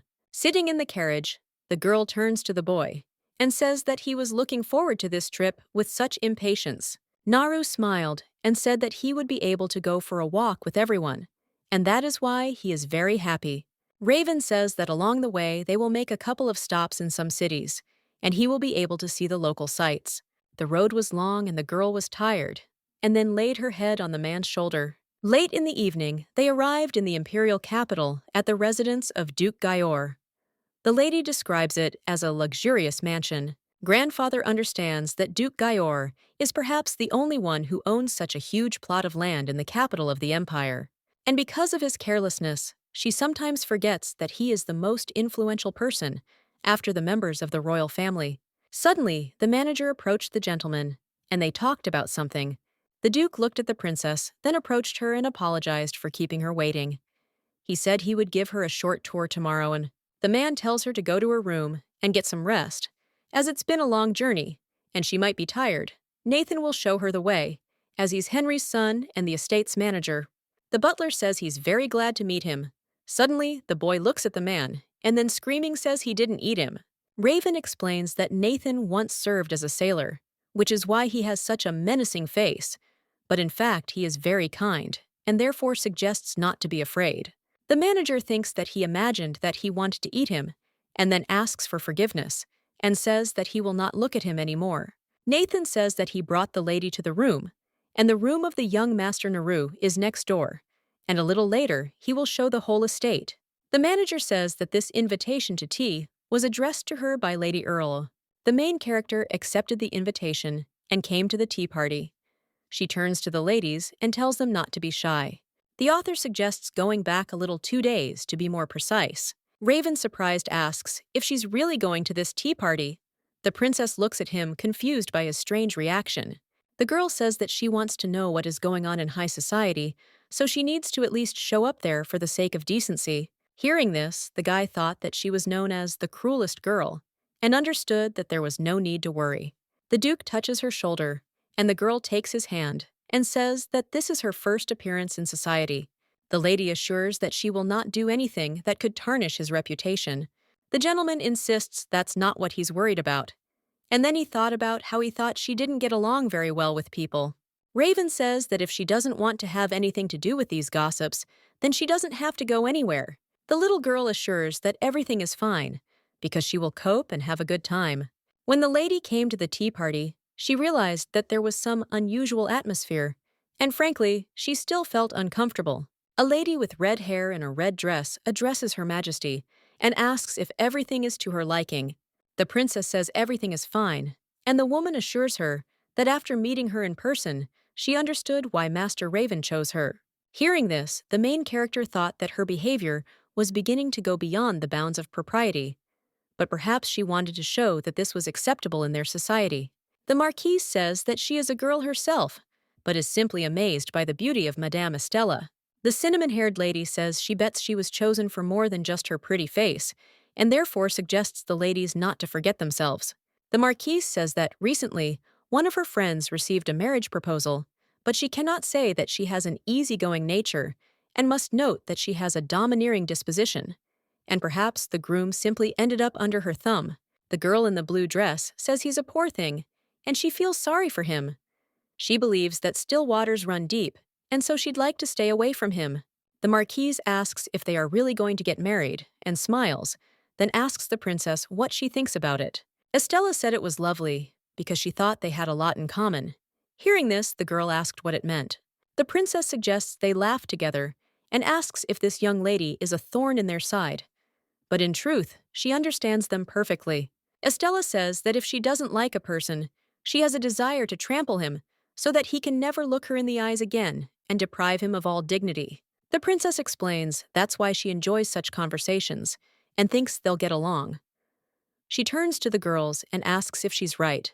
Her Majesty inquired what they would like to do with this young lady. However, the girls remained silent in response. She said that if they wanted, she would give them a few ideas. The princess says that they know very well that she is called the most cruel woman. Suddenly, the Marquise stands up and says that she is very sorry, but she is not feeling well, and therefore asks to be allowed to deviate. At the end of the tea party, the main character says that today was fun, and the hostess thanks her for taking the time to honor them with her presence, and therefore can't wait for the next meeting. Suddenly, the ladies saw that Duke Gior himself had arrived. One of the girls said that it was the first time she had seen him so close. Estella asks the guy if he's come to pick her up. He says he came specifically because he was overly worried and suggests they return home as soon as possible. The Duke turns to the ladies and asks them to excuse him, as they are already leaving. The Marquise tells her friend in the red dress that the rumors are not lying, because they say that Mr. Dyer adores the princess. Hearing this, the woman with red hair says that she will make him hers no matter what. That evening, while the main character was sitting in her room, a raven came to her. Surprised, she asked what had happened. The guy asks if she wants to go for a little walk, because he has one favorite place that no one else knows about. Hearing this, the girl thought that this is a place that only Raven knows, and she became curious about what kind of place this is. And then she agrees. The gentleman hugs her around the waist and invites her to follow him. The manager says the gentleman did a great job.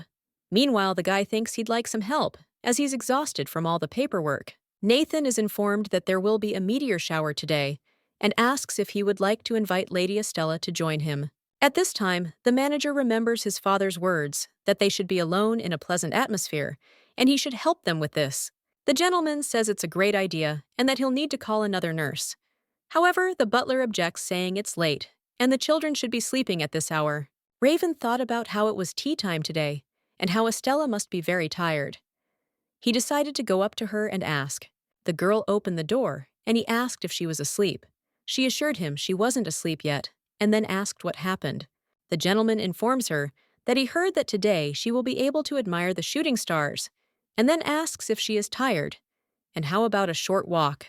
Raven says he has a favorite spot that no one else knows about, and she says she agrees. The Duke says that he will use teleportation magic and therefore suggests not to let him go. After all, it is quite dangerous, and therefore begs to be extremely careful. In a few minutes, they found themselves at the appointed place, and the princess said that it was very beautiful there. The guy asks if she likes it, and then says that he also loves this place, but wants to show her another one, and therefore suggests looking at the stars together. The gentleman gives the girl his jacket, and says that even summer nights can be cool. She thanks him. The Duke asks how the tea party went, because she seemed dejected to him when they were riding in the carriage. The little girl says yes, and explains what happened. He asks, surprised, if she said she was called the cruelest woman, and then smiles. The girl explains that she does not know how to formulate her thoughts like other aristocrats. The man says that he understands, because he also doesn't like this hypocrisy and caustic phrases with subtext. The princess says that she was almost sure that he would not like her prank, and he asks in surprise why. And isn't it great? Estella explains that, first of all, these young ladies started it and that people act first and think later. The Duke says she simply put them in their place. The guy says that he really likes such strong and brave girls. The lady says that she had no idea about his interesting preferences, and then asks if he wants to be bullied. Raven asks in surprise how she came up with this, and the girl asks if she's right. The guy explains that this is a common thing in this country because his parents didn't get along either, and every time his father had an affair, his mother became a laughingstock in high society. The man explains that she did not respond to her offenders, but simply endured the insult and then poured out all her anger on him. He looked at the lady and said that in general, she is strong-willed and perhaps to some extent truly cruel. The little girl says that she gets angry when others call her cruel and then suggests not to worry because she will cope with him because she is strong and can protect herself. At this time, the man thought that she was encouraging him so much and then thanked her. The Duke says that they came, and this place is here, and then the girl looked at the sky and saw the stars falling. The little girl understands that perhaps because of the moonlight, his eyes, to which she had long been accustomed, seemed especially beautiful to her. At this time in the imperial palace, His Majesty reads a letter stating that his son did not disappoint. The issue concerns the knighting of children without parental consent. The emperor says he plans to sign this decree for the sake of the empire's bright future. His Majesty states that only hostile nobles will have objections, but understands that this is not a problem. The Duke says that if Raven decides to do something, no one can stop him, and he simply helps his son do whatever he wants. The emperor claims that he trusts his son, and if he had just talked to them, the relationship between child and parent would not have been so strained. His Majesty thinks that maybe he is right, and then suggests that his parents come in and say hello. The girl thought she was in trouble, and that if things continued like this, she would attack Raven. However, she realized that after the incident with Nari, their relationship had softened. The maids looked at their mistress and screaming asked what had happened to her because she was pale as death, and therefore they thought that they needed to immediately call Master Raywins. At this time, the main character realizes that if she falls head over heels in love with him, all her plans will collapse. 6 months ago, at Charlene's estate, the little girl thought about how, when she first remembered her past life, she didn't even want to date Raven, let alone marry him. Estella reflects on the fact that if he has no memories of his past life, then even being the same person he is still different. Even though she knew about this, she was still worried. And when she tried to understand what he was really like, she learned that guardians don't live long. The lady understood that almost all of them eventually died in the line of duty, and even those who were lucky enough to escape this fate died at the age of 40. The main character doesn't want him to sacrifice himself for someone else. This thought made her regret being with him. If a monster attacks Raven, the main character realizes that she can easily defeat him, and she wonders if he could live such a long life. Estella knows that in their empire, it's not customary for ladies to learn to ride, much less fence, and so she was never allowed to participate in monster hunts. The main character therefore looked for other ways, and around the same time, she received news that they wanted to marry her and Raven. His Majesty spoke of an engagement with the heir of the Gaior family. The gentleman says that he, of course, refused, But the little girl insists that the wedding will take place. Charlene asks in surprise if she wants to marry him, and reminds him that she said that she would rather destroy the empire than marry anyone, and asks if those were her words. Estella claims that she doesn't remember, and says that if he doesn't want the empire to lie in ruins, he must answer that she agrees. The girl was confident that the raven who valued his comrades would not refuse her help. Therefore, she didn't bother with the question of entering into a marriage contract with him. At this time, the main character thought that she still had not decided which of the plans she would adhere to later. After all, she had Plan A, and that was to win Raven's heart, and then extend the contract for an indefinite period. Plan B: show her power and stay in his squad as a healer, even in case of divorce. The lady thinks that these are simply brilliant plans, but if anyone finds out about them, she will most likely be kicked out. At this time, Raven comes into the room and says that the maid said that she felt sick and asks if she is okay and if she feels bad. The baby looked at him and realized that today he looked even tastier. The guy comes closer to her and touches her face, and then says that she hurt her forehead because it is red. Estella reflects on the fact that she can't tell him that she tried to get him out of her head this way, and then says that just a little bit. The gentleman says that he will cast a healing spell on her, and therefore suggests that she be patient for a little while. At this time, the little girl thought that there was such a tasty morsel in front of her that she just wanted to pounce on it. The girl says that if she goes crazy, it will be his fault. The guy, surprised, asks why, considering it's a terrible accusation. The main character thought that she wanted to protect this smile, and her desire remained unchanged because she wanted him to be happy in this life. The baby understands that for this reason, her feelings do not matter, and she will throw them away if necessary. Kate tells the gentleman that she saw him talking to Princess Estella during the day. The guy wondered what it was like when she injured her forehead, and the assistant asked if maybe he liked her. The protagonist thought that when Kate asked this question, he thought about how everything would have turned out if he had not been a keeper. The Guardian possesses incredible, almost divine power, and the inhabitants of the Empire revere him as a hero. However, not everything is as wonderful as it seems at first glance. In fact, maintaining the protective barrier requires sacrifice. The previous Guardians like him received the mark at about 6 years old, and all of them, without exception, died when they were around 20. This is because powerful magic was used on them, and he could not tell anyone about it. And the attacks are getting more severe with each passing year. And something similar was described in the book. Raven thought that, if that's the case, he doesn't know if he can survive another year, knowing he can't fall in love with anyone. Naru, while with the lady in the library, says that he would choose this book called The Adventures of the Saint and the Guardian Knight. The girl asks in surprise if he likes adventure novels so much, and then offers to read him this book. Suddenly, the princess saw a gentleman who asked if she had been here all this time. The lady asks if he's finished. The man explains that they just received an official letter and tells Nari that being a knight's apprentice is hard, but he'll succeed. Suddenly, the boy burst into tears, and the gentleman asked what had happened and wondered if he had really not wanted to become a knight's apprentice. Nari says that this is the first time he has said his name, and that is why he is very happy, and thanks that they call him by his name. At this time, Raven thought that perhaps he was trying to distance himself from him without even realizing it. The gentleman takes the boy in his arms and says that from now on, he will often call him by name, so he asks him to stop crying and then asks if he will forgive him.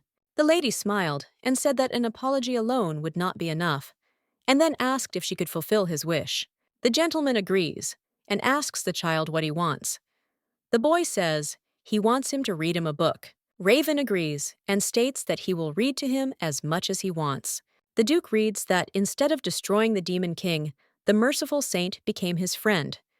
Thanks to this peace reigned throughout the world, and the great saint married the Guardian Knight with whom she traveled, and they lived happily ever after. Naru excitedly says that it was so exciting, and that's why he will bring another book. When they were left alone in the room, the girl said that in fact she never married him. The gentleman looked at her in surprise and asked what she said. The lady assured him it was nothing. He wondered why she looked so displeased. The little girl assures that she has no complaints because she thinks that the story is simply not very plausible, and the great saint was beautiful, intelligent, and noble. The lady says the Guardian Knight was a fool. Hearing this, the boy tells her not to tell the boy about it. After all, he thinks she's speaking as if she knew him herself. The main character recalls her past life and how he invited her on a date that evening. Then she reveals that the Great Saint and the Guardian Knight are their previous incarnations. The princess looked at him, not understanding how she could say that. The boy asked what she was saying and whether she had a fever. The girl says that perhaps she will abstain, and he asks in surprise what happened because she suddenly fell silent. Estella says that she has seen this play before and just wanted to make fun of it, and therefore suggests thinking about her proposal because it is the most popular theatrical play in the imperial capital. The lady says that starting tomorrow the theater will be showing an opera based on this story. He suggests going there with Neri next week. The princess says that she agrees, because if they have such an opportunity, then why not go there on his birthday? Because she knows that it will be very soon. Raven looked at her and apologized, then explained that he was very busy that day. The little girl said that since it was like that, there was nothing she could do because she felt sorry for him. The man asks, "How about going on the last day of the performance, since this opera will be performed for a short period of time?" The Duke says it looks like the audience will be treated to a special performance on the last day. She agrees with them and suggests doing as he says.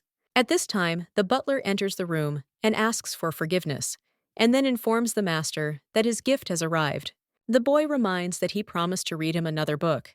The gentleman says there are so many boxes and asks in surprise who they are all from. Kate reads the note and says it's from his sweetheart, because that's what it says. Hearing this, the main character doesn't understand what cutie this is from and glares at the Duke. He assures her she's misunderstood and then explains that this is how His Majesty calls himself. Raven insists that Kate knows about it too, and it would be great if he told her himself. And then he thought about how this emperor did it because he wanted to disgrace him this time too.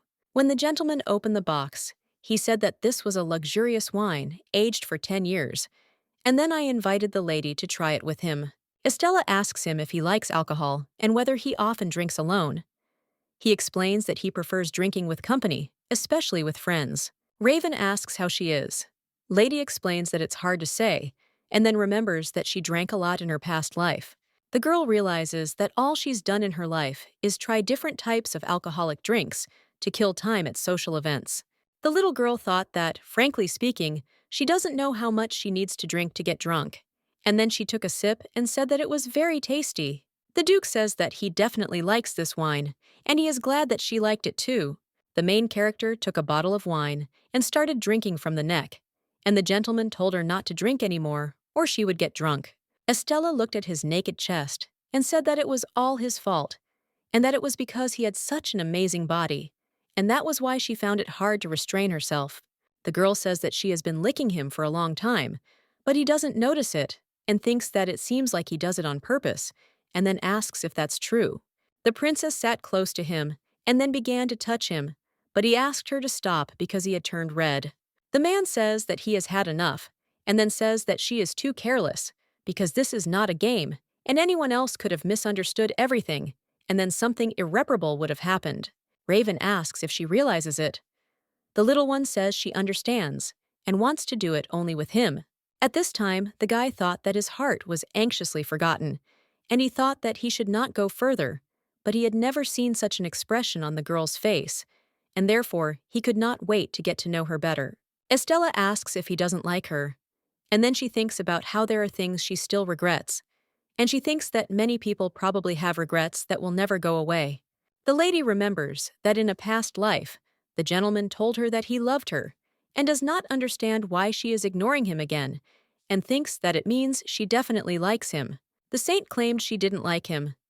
Meanwhile, the girl thought about how he'd always loved her without pretense, and sincerely confessed his feelings to her. The Duke swore that he would protect her, even if he had to sacrifice everything, and then he knelt down and asked if she would marry him.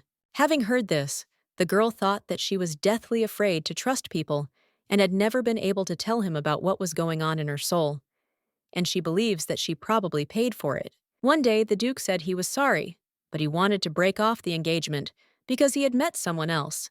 Hearing this, the saint wished him luck and left him. The girl understands that this is pain that cannot be forgotten, And even now, when she remembers those days, she wants to howl in despair. The man screaming turns to the saint and suggests that she finally turn on her head, because every time she was near this man, he always spoke only about her. And then he asks if she really thinks that he fell in love with another and doesn't understand why she didn't stop him. The saint asks in surprise what he means, and the gentleman explains that this knight died to protect her because a sacrifice was needed to create a barrier over the continent that repels monsters.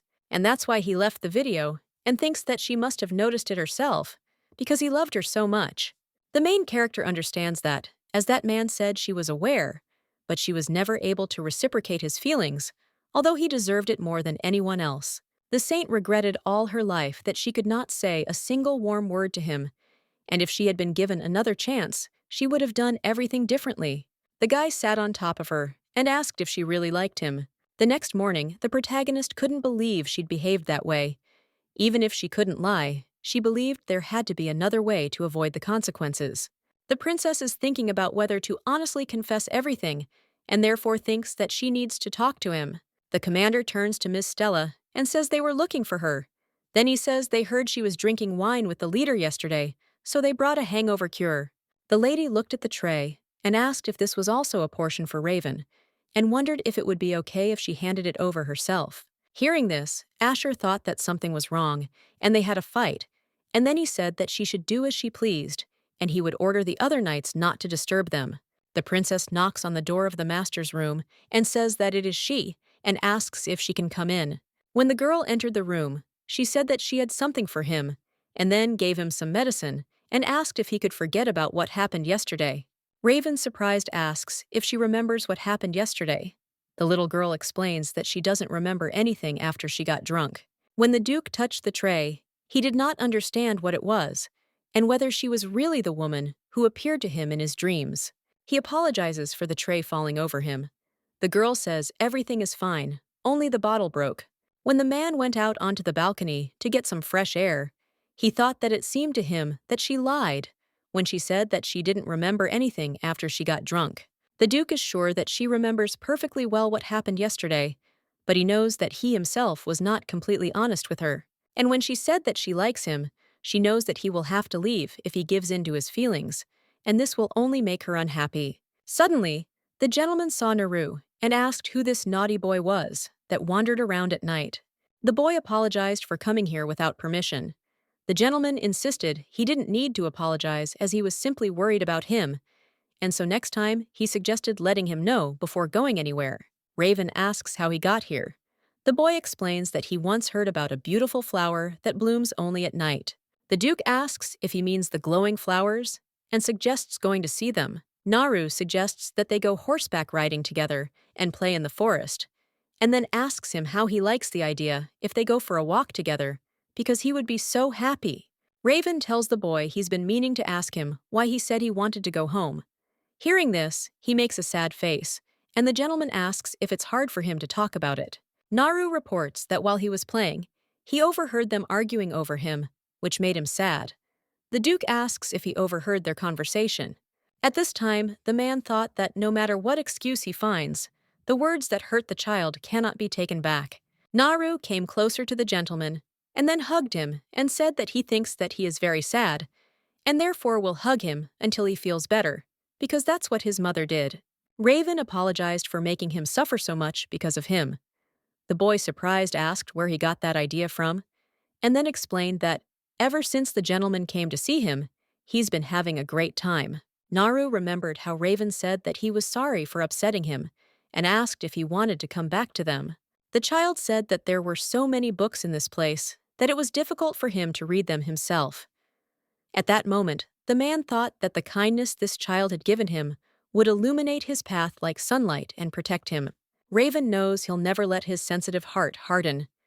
Then she tells him he's much wiser than him and asks if she'd like to sleep in his room. The child agreed, and the gentleman took him in his arms and thought that, despite the fact that he was still very small, he never ran away from problems and therefore believed that he should follow his example and talk to Astila.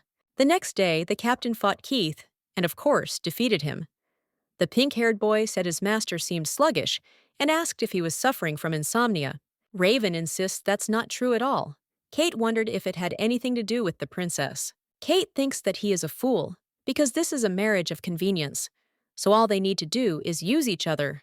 But she understands that his master is too kind for this. The guy with pink hair realizes that there is always a whole crowd of girls hanging around the Duke, and then says, as for the selection of servants for the engagement ceremony, he will take care of them, and then let him check everything. The gentleman asks if everything is all right, and he suggests he think about himself. Raven says he doesn't have to do that. Kate said that if he understood everything he could go and do the job that only he could handle. The Duke thanked his assistant and agreed. At this time, the maids were watching the guys, and one of them said that she was very happy because she was able to see Press Kate. At this point, the mage was thinking that the servants in this estate had completely gotten out of hand. However, he realized that it wouldn't hurt to fire a few first.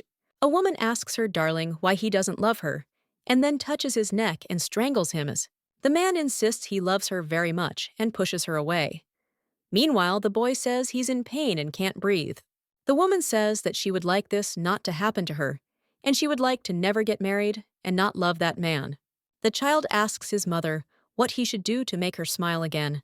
The main character woke up and realized that it was a dream, but this somehow made his soul heavy because he realized that he fell asleep at work. Raven realizes that he hasn't been sleeping well lately. Then he goes to the girl's room and asks if she is busy now. The lady opens the door and says that she is not busy, but also has something to tell him. And then he enters the room. The girl says that first she should apologize, because when he asked her if she remembers that evening, she lied to him. The little girl claims that she basically remembered everything, and that it's a shame she lied to him. He says he noticed, and then thanks her for her honesty in confessing everything. Estella says that she really likes him, but she refuses him, and if she understood correctly, then her feelings will become a burden for him. The girl explains that then she will refuse them and will not ask for his love, and then asks if he could break off the engagement.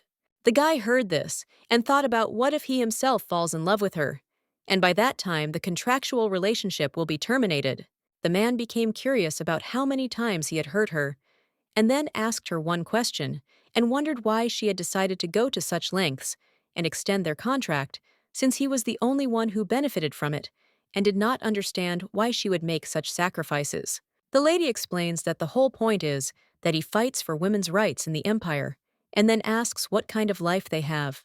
If a girl marries a man of her choice and gives birth to a child, all she can do is count down the days until her death. The little girl claims that he was a staunch opponent of this order of things, because everyone knows the story that it was he who designed stationery for Viscountess Blau when she opened her store. In turn, she helped many aristocrats become independent, and she too. The young gentleman asks if this means she's unhappy with her current lifestyle. The girl says that's true, and all she wants is to use her divine power for the good of others. Estella is informed that she was not allowed to go on the expedition with everyone else, and that is why she has set her sights on him.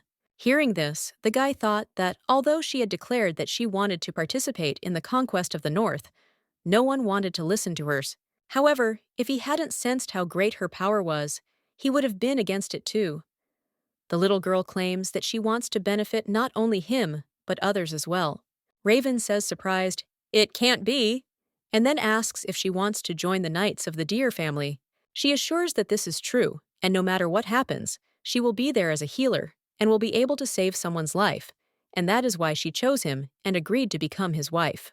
The lady says she needed time to persuade him before their contract ended. Raven thinks that it is useless, because if she decides to stay in their ranks after the divorce, then those around her will laugh at her, and he knows this well, and he cannot allow this because he will not be able to protect her. The Duke says he wants her to be happy, and therefore suggests abandoning the idea. The girl says she believes she made the wrong choice. Suddenly, she realized that he had lost interest in her, and that it was her own fault, and therefore she believed that it would have been better not to get married. At this time, the man thought that even if they got married, he would not be able to make her happy, and so he threw all unnecessary thoughts out of his head and decided that ending the relationship was the right choice. Raven says that he wants to find a solution that suits both of them, but he will need some time to think about it, and therefore suggests discussing this issue a little later. The commander turns to Theo and says it's a waste of time. When he sees Kate, he asks what happened. The gentleman with pink hair explains that he is thinking about whom to appoint as assistants at the engagement ceremony, and a couple of servants working in the mansion have interested him, and therefore wants the usher to study the dossier. The man with blue hair says he understands, and that means he'll have to deal with it.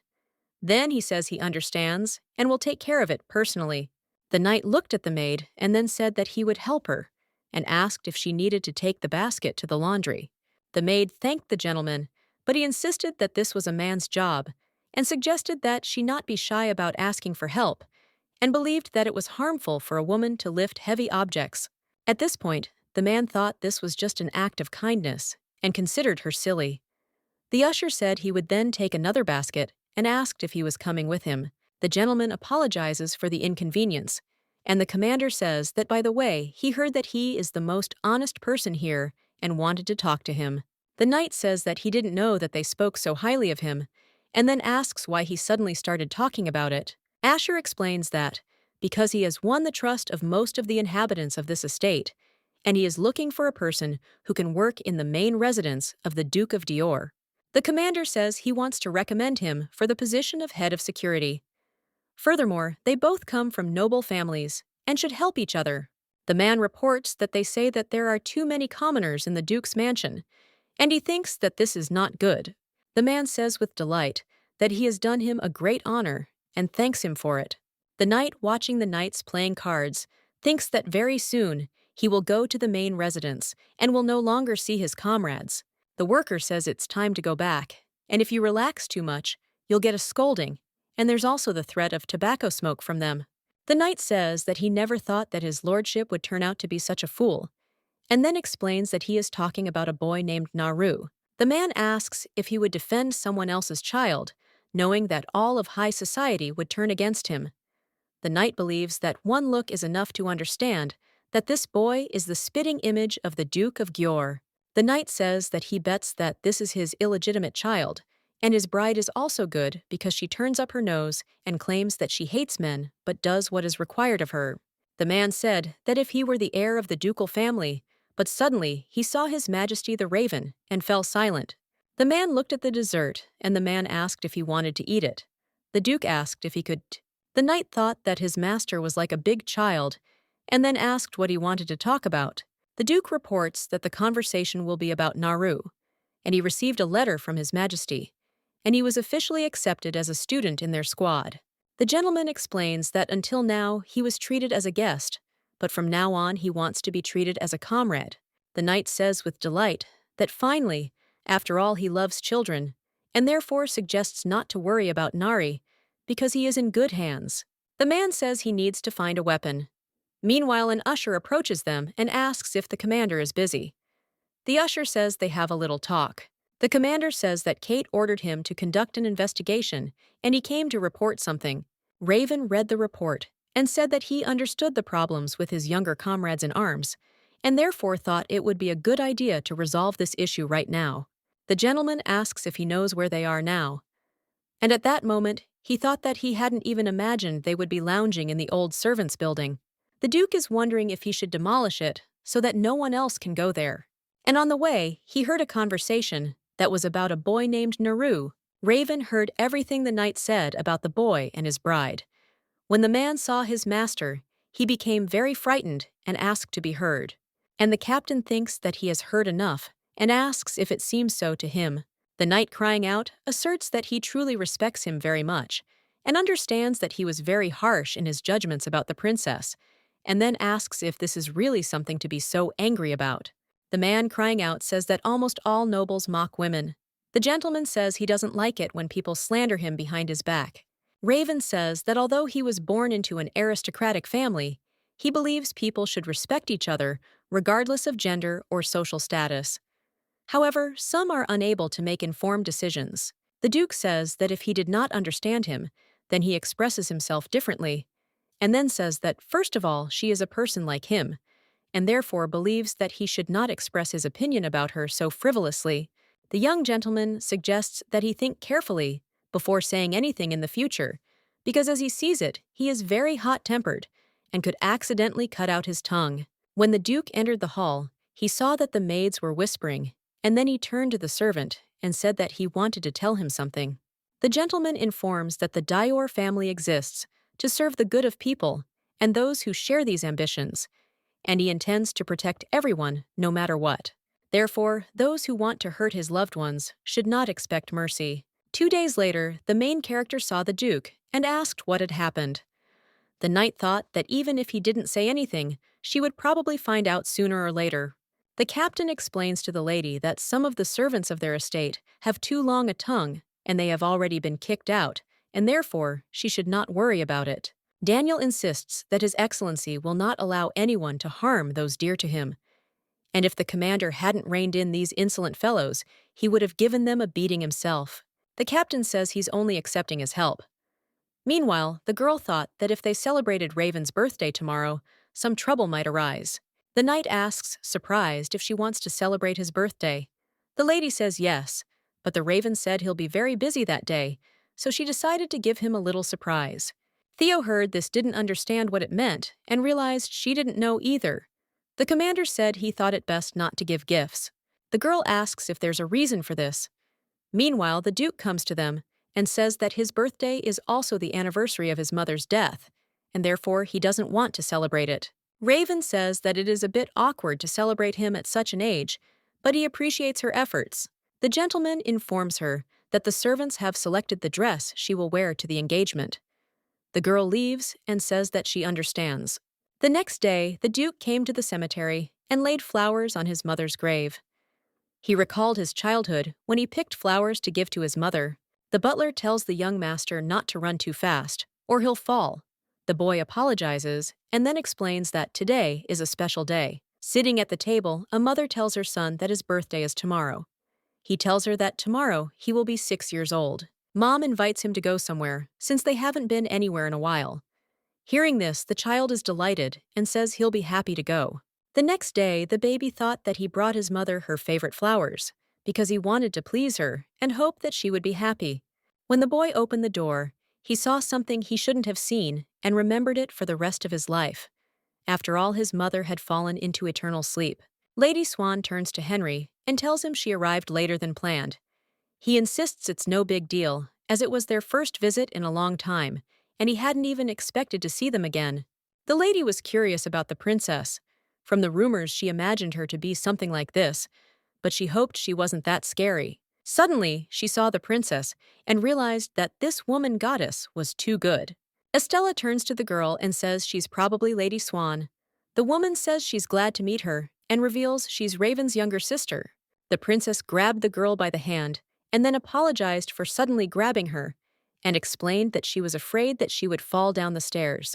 Swan says she's so absent-minded and then pushes the suitcase and it opens, and a collection of illustrations of half-naked handsome men falls out. Seeing this, the girl thought she was finished.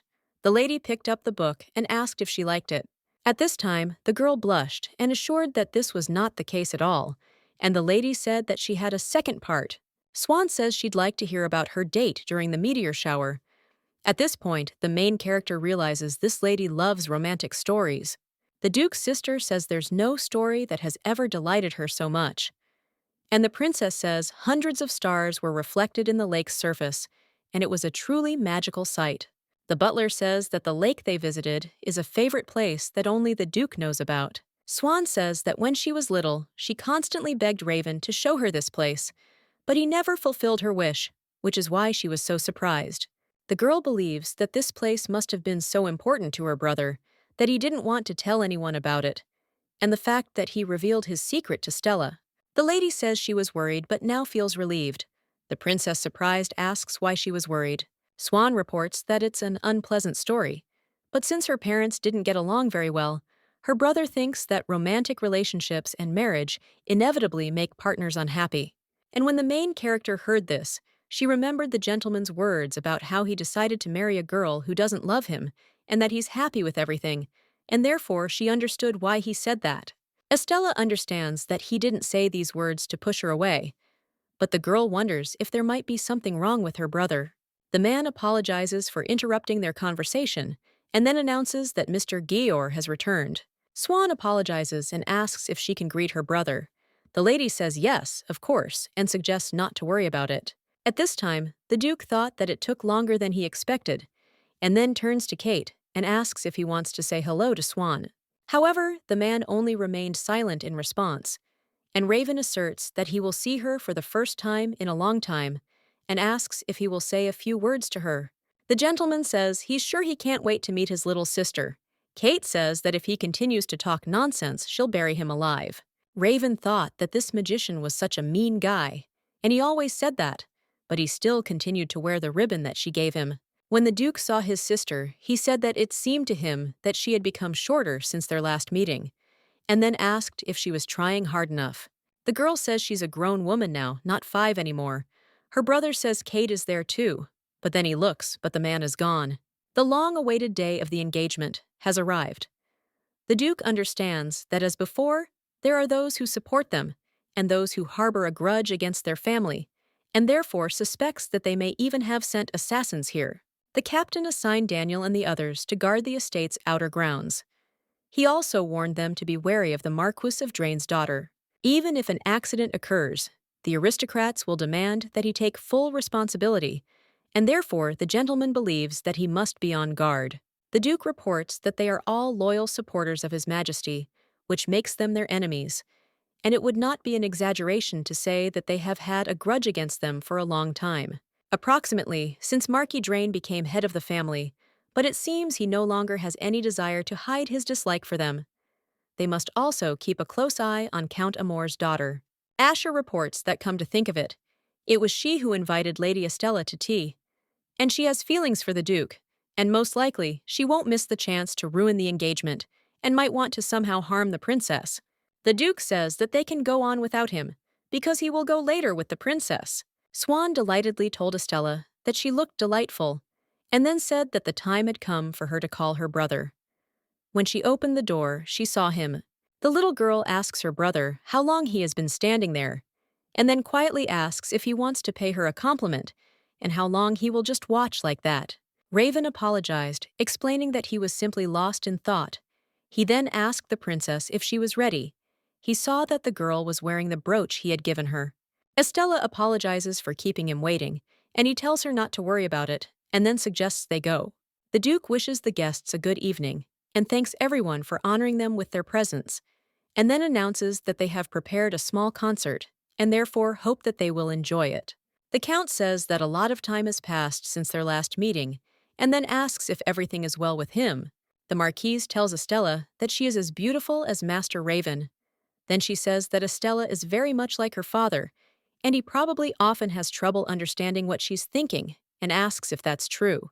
The Duke says that if you look closely, it is quite easy to read her emotions, and that he feels better next to her.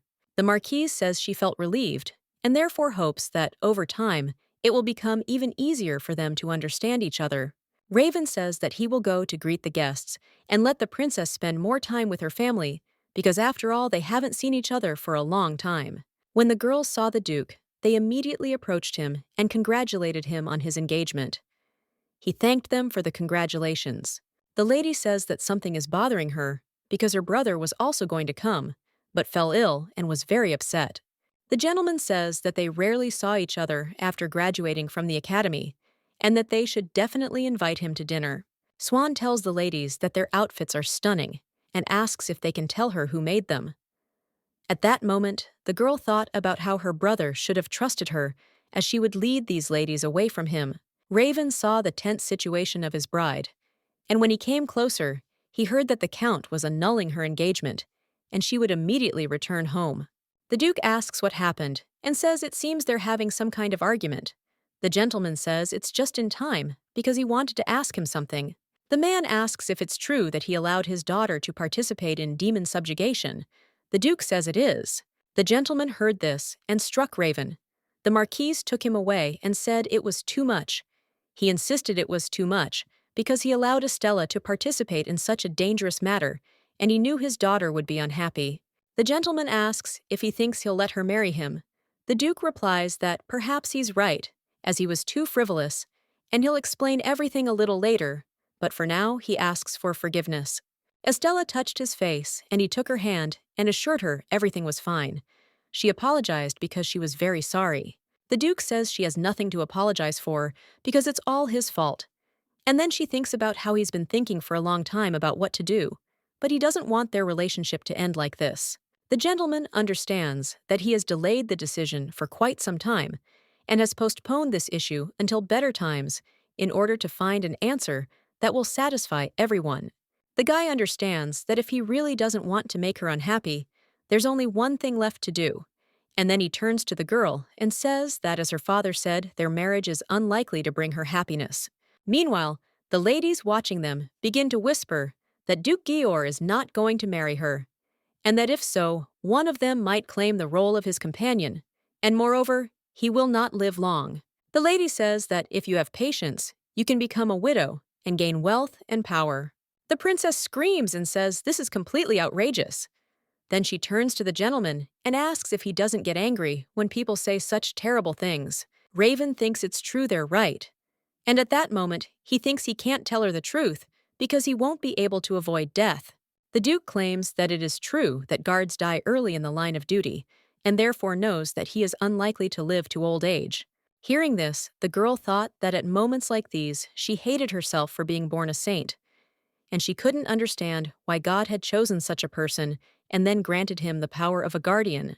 The main character understands that he does not deserve such a terrible fate, and she did not want him to take her place, and did not ask him to protect her.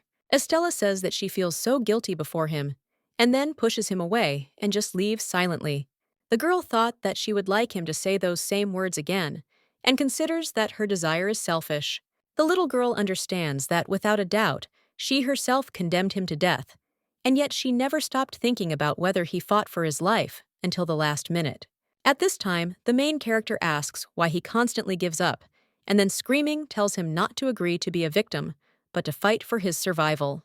Raven informs him that it is the duty of the Guardian to protect the Empire and its people, and he must do so because fate decreed it so.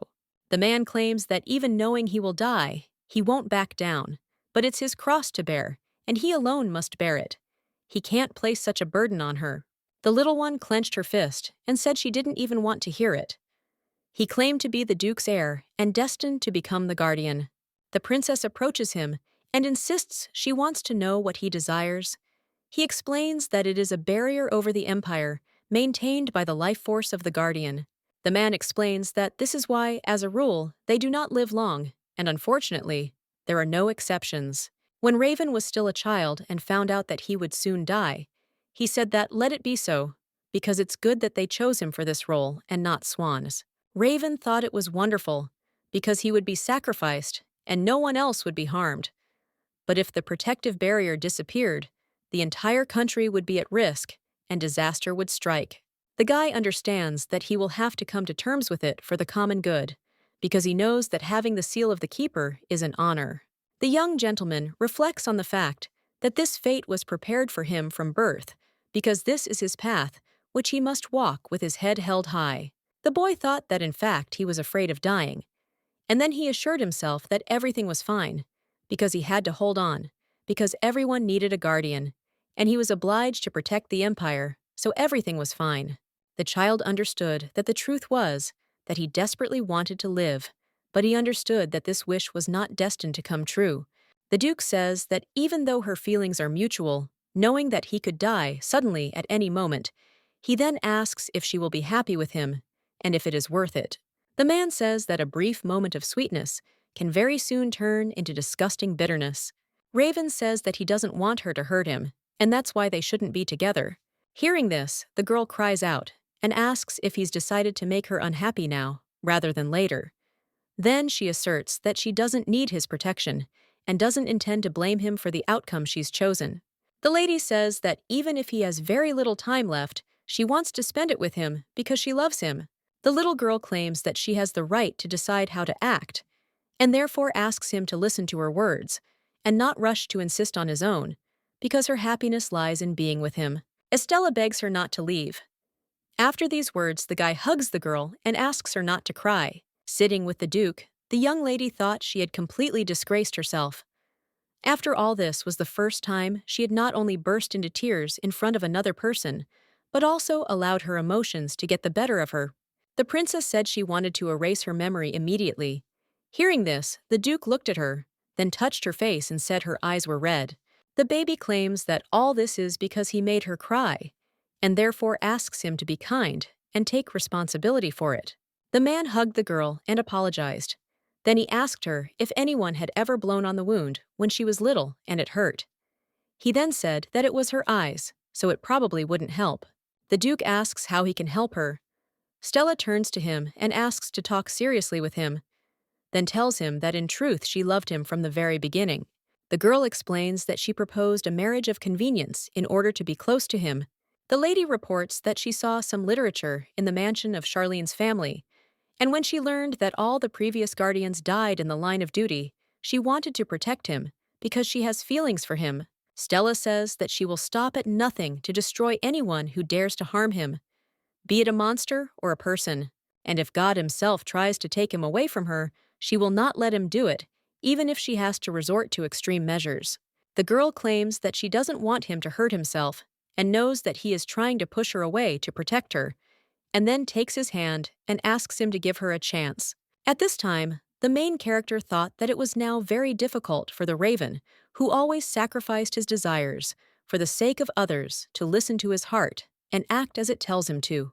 The princess thought that if she were her old self, she might have stepped back for a while, not wanting to be a burden to him, thinking that it would be better that way. However, the current her can't lose him no matter the cost. So she stops being shy and then says that if she's a hindrance to him, just let him say so and she'll disappear. Estella says that they both understand that this is wrong, and she will make him say that he cannot live without her, because during the remaining time of the contract, she is seriously going to conquer him and let him be ready for this. The man thought that the mere sight of her bitter tears made his heart clench with pain, and every time he saw her beautiful eyes turn red, he was tormented by a feeling of guilt. And that's why he sincerely feels sorry for her, because even at such moments, he finds her charming. The father asks his daughter what excuse she came up with.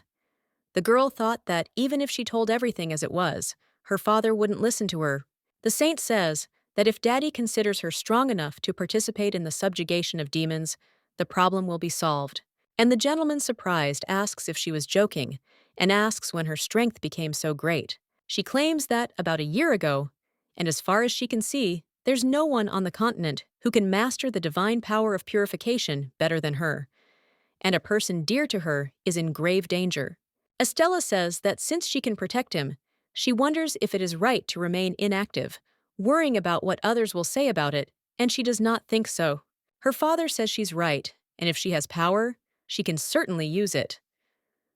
Hearing this, the girl thinks it's strange that she managed to persuade him so easily, but she knows there must be a catch somewhere. The lady asks if this means she has received his approval. The father says it does. The little girl says she's happy but doesn't understand why he agreed so easily. At this time, the Duke enters the room and asks him to forgive him. Then he turns to His Excellency and says that this time. But his father interrupts him and claims that there is no need to apologize because Estella told him everything. The gentleman says that first of all, he should be grateful to them, remembering the incident with Nari. And he also saw how strong his daughter is, so he no longer has any reason to object to their marriage. The father says that he must make sure that he has feelings for his daughter, and therefore offers to prove that he is not indifferent to her, and if he loves her, then at least kiss her or something. The man asks if he can do something so indecent, and asks if he can kiss the girl in front of her father, and if he doesn't love her. Hearing this, the guy became curious whether there was really no other way to show the seriousness of his intentions, and therefore he decided that he would have to gather up his courage and then kiss the girl. After the kiss, the Duke asks for forgiveness, and she hugs him and kisses him again, and then says she thinks that will be enough. The little girl turns to her daddy and asks if he's embarrassed, and then reminds him that he asked for it himself. The father, crying out in surprise, asks what his beloved daughter is doing. As he was leaving, he said the restricted area would be cleared, and her brother would come to the capital to meet her. The younger brother is Stella's twin brother, Harry Charlene. The girl asks me to tell him that she doesn't want to see him. The gentleman claims he's her younger brother, and asks her not to be so cruel to him. He then tells her that he and her mother are also planning to stay in the capital for a while, and that she can come and visit if she wants. When her father left, The little girl wondered if this meant she had received his approval. She recalled a conversation with her father and how he had responded to her question by saying that he had placed all responsibility for Nara on the Duke of Gyor's shoulders and therefore owed him. Father says that in their society, corporal punishment is considered nonviolent and a way to instill discipline in a child. In this situation, it was impossible to protect Nari without Raven's help. The man explains that he had to act quickly, but he managed to achieve his goal without wasting time on empty talk, because the aristocrats reacted violently to this. The girl thought that perhaps all this was because she had asked him to do this. Meanwhile, her father thought that it seemed he hadn't told her about the criticism he had received for his actions. Father says that instead of regretting the past, he is interested in whether it would be better to understand how Duke Gyor behaves in order to help him. The lady asks if he's referring to his demeanor. He says that's true, and while they use brute force, the Dior family is extremely reserved, preferring to destroy their enemies morally while they finish off their enemies.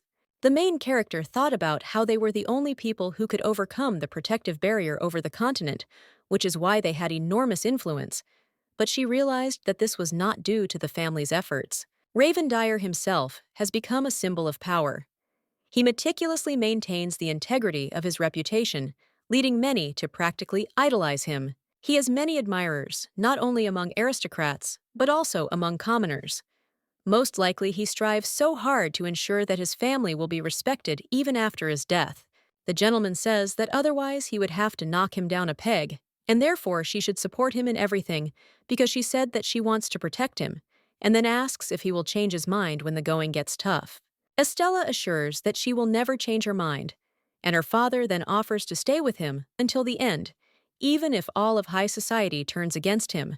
However, let him not forget that even if she takes her husband's surname, the doors of her parents' home will always be open to her, and therefore he suggests not to worry about anything and just do what he considers necessary. The young lady thought about the fighting style of the Deer family, and therefore decided to protect Raven, but she realized that she needed to be braver. The butler says that it looks like the engagement went off without a hitch, and then asks when the wedding will be. Meanwhile, the Duke was thinking about how this was his first kiss. The little girl wondered how long he was going to stand there, because it was just a kiss. The guy says, screaming, that it happened too suddenly, and believes that if she found herself in a similar situation, she would behave exactly the same way. Estella suggests just kissing her right now, and upon hearing this, the guy blushed and covered his face with his palms. The butler asks the gentleman what is wrong with him, since he understands that the engagement has already taken place, and asks if he is planning to get married. Raven says that it is not so simple, and he takes wedding planning seriously, but such a sudden question surprised him. Henry claims he understands his feelings perfectly, as he wasn't himself either on the eve of his own wedding. But when he has children, someday things will be different. The gentleman imagined this situation and thought that he was embarrassed by the kiss, and that he did not understand what children were being talked about. The Duke thought that before he began organizing the celebration, he needed to write to the Emperor and inform him that the engagement had been a success.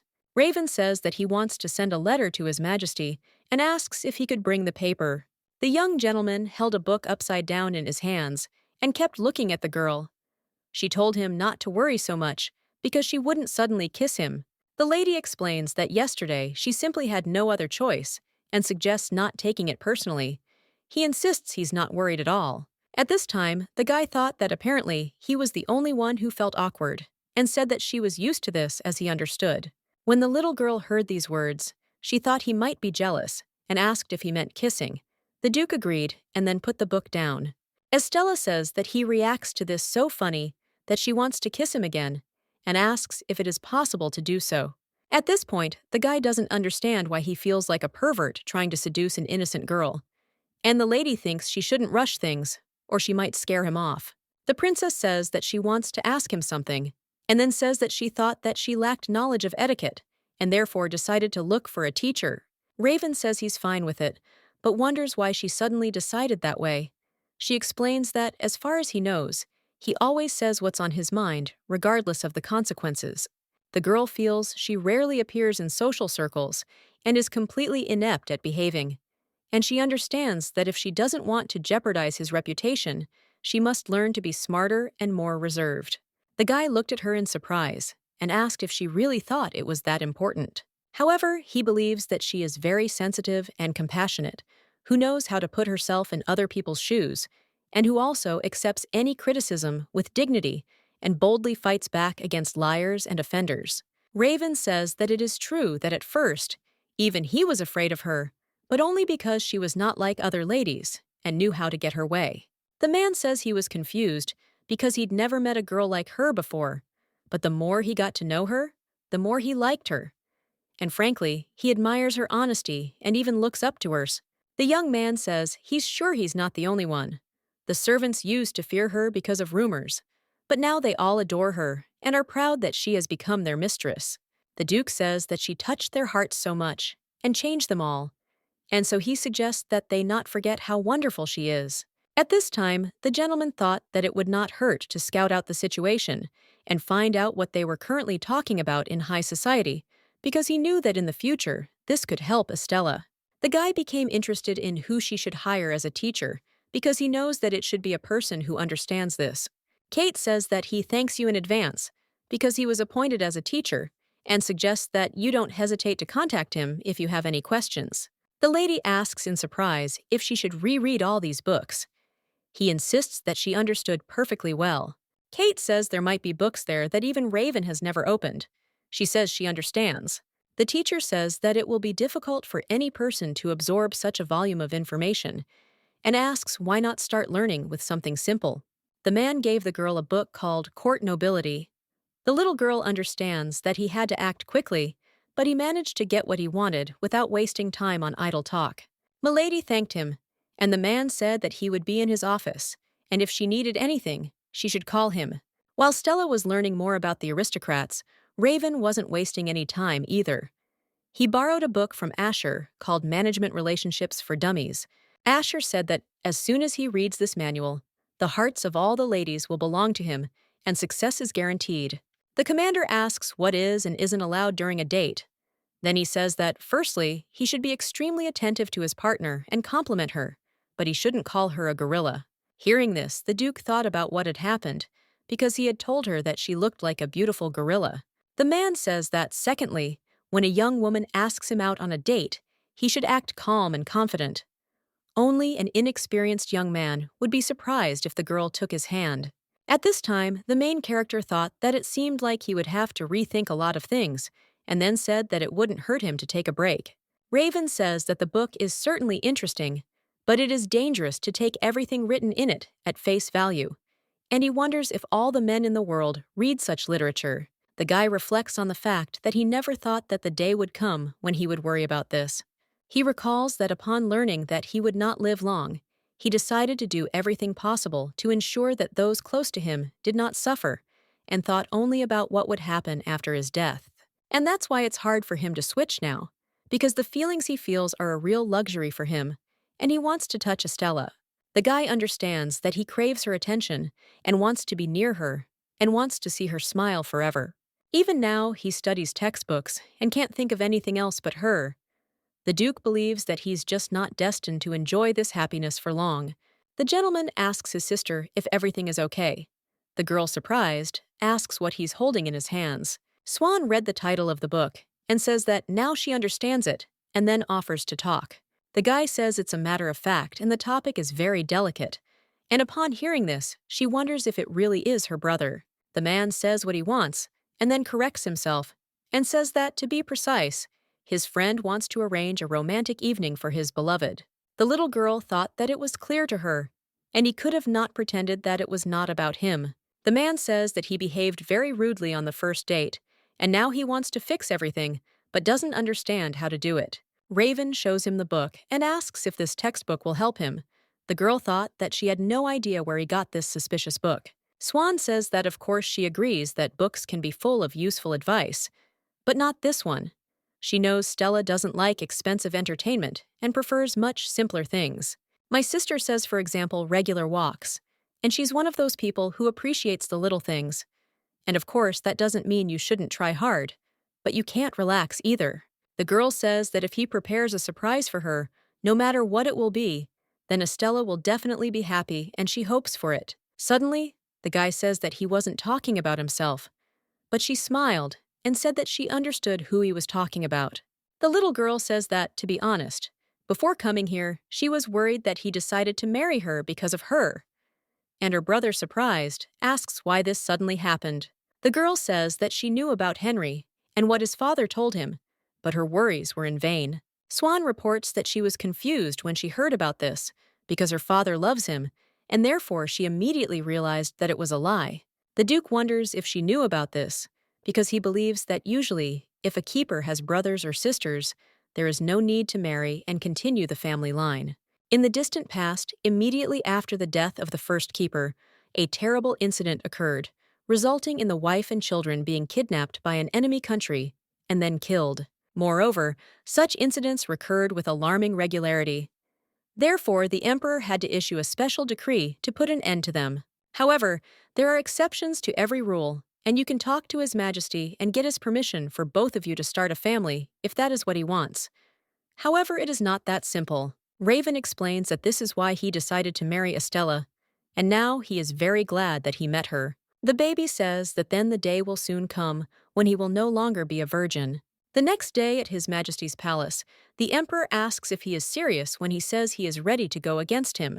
The Duke says that he has visited him today to express his gratitude and is very grateful to the emperor for the kindness and generosity shown to him and his guests at the banquet. His Majesty thinks that he is not worth thanking if he is happy. Then that is enough for him, and then asks if he has anything else to tell him. Raven, surprised, asks what he means. The emperor asks if he feels guilty for not inviting him to the engagement party. The gentleman explains that it is definitely not, and if he had crossed over, we would also have to worry about his safety.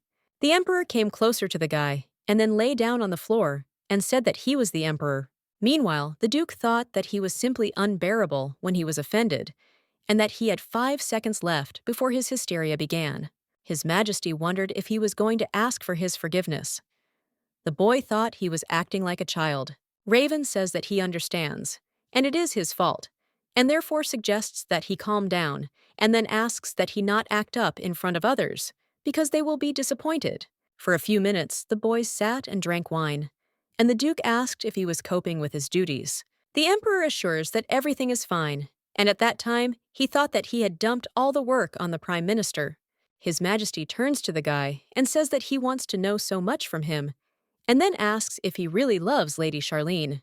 The Duke says that he has a counter-question and asks why he decided to find him a bride without warning him, since he believes that he should have consulted with him. The emperor claims this is coming from someone who doesn't respect him.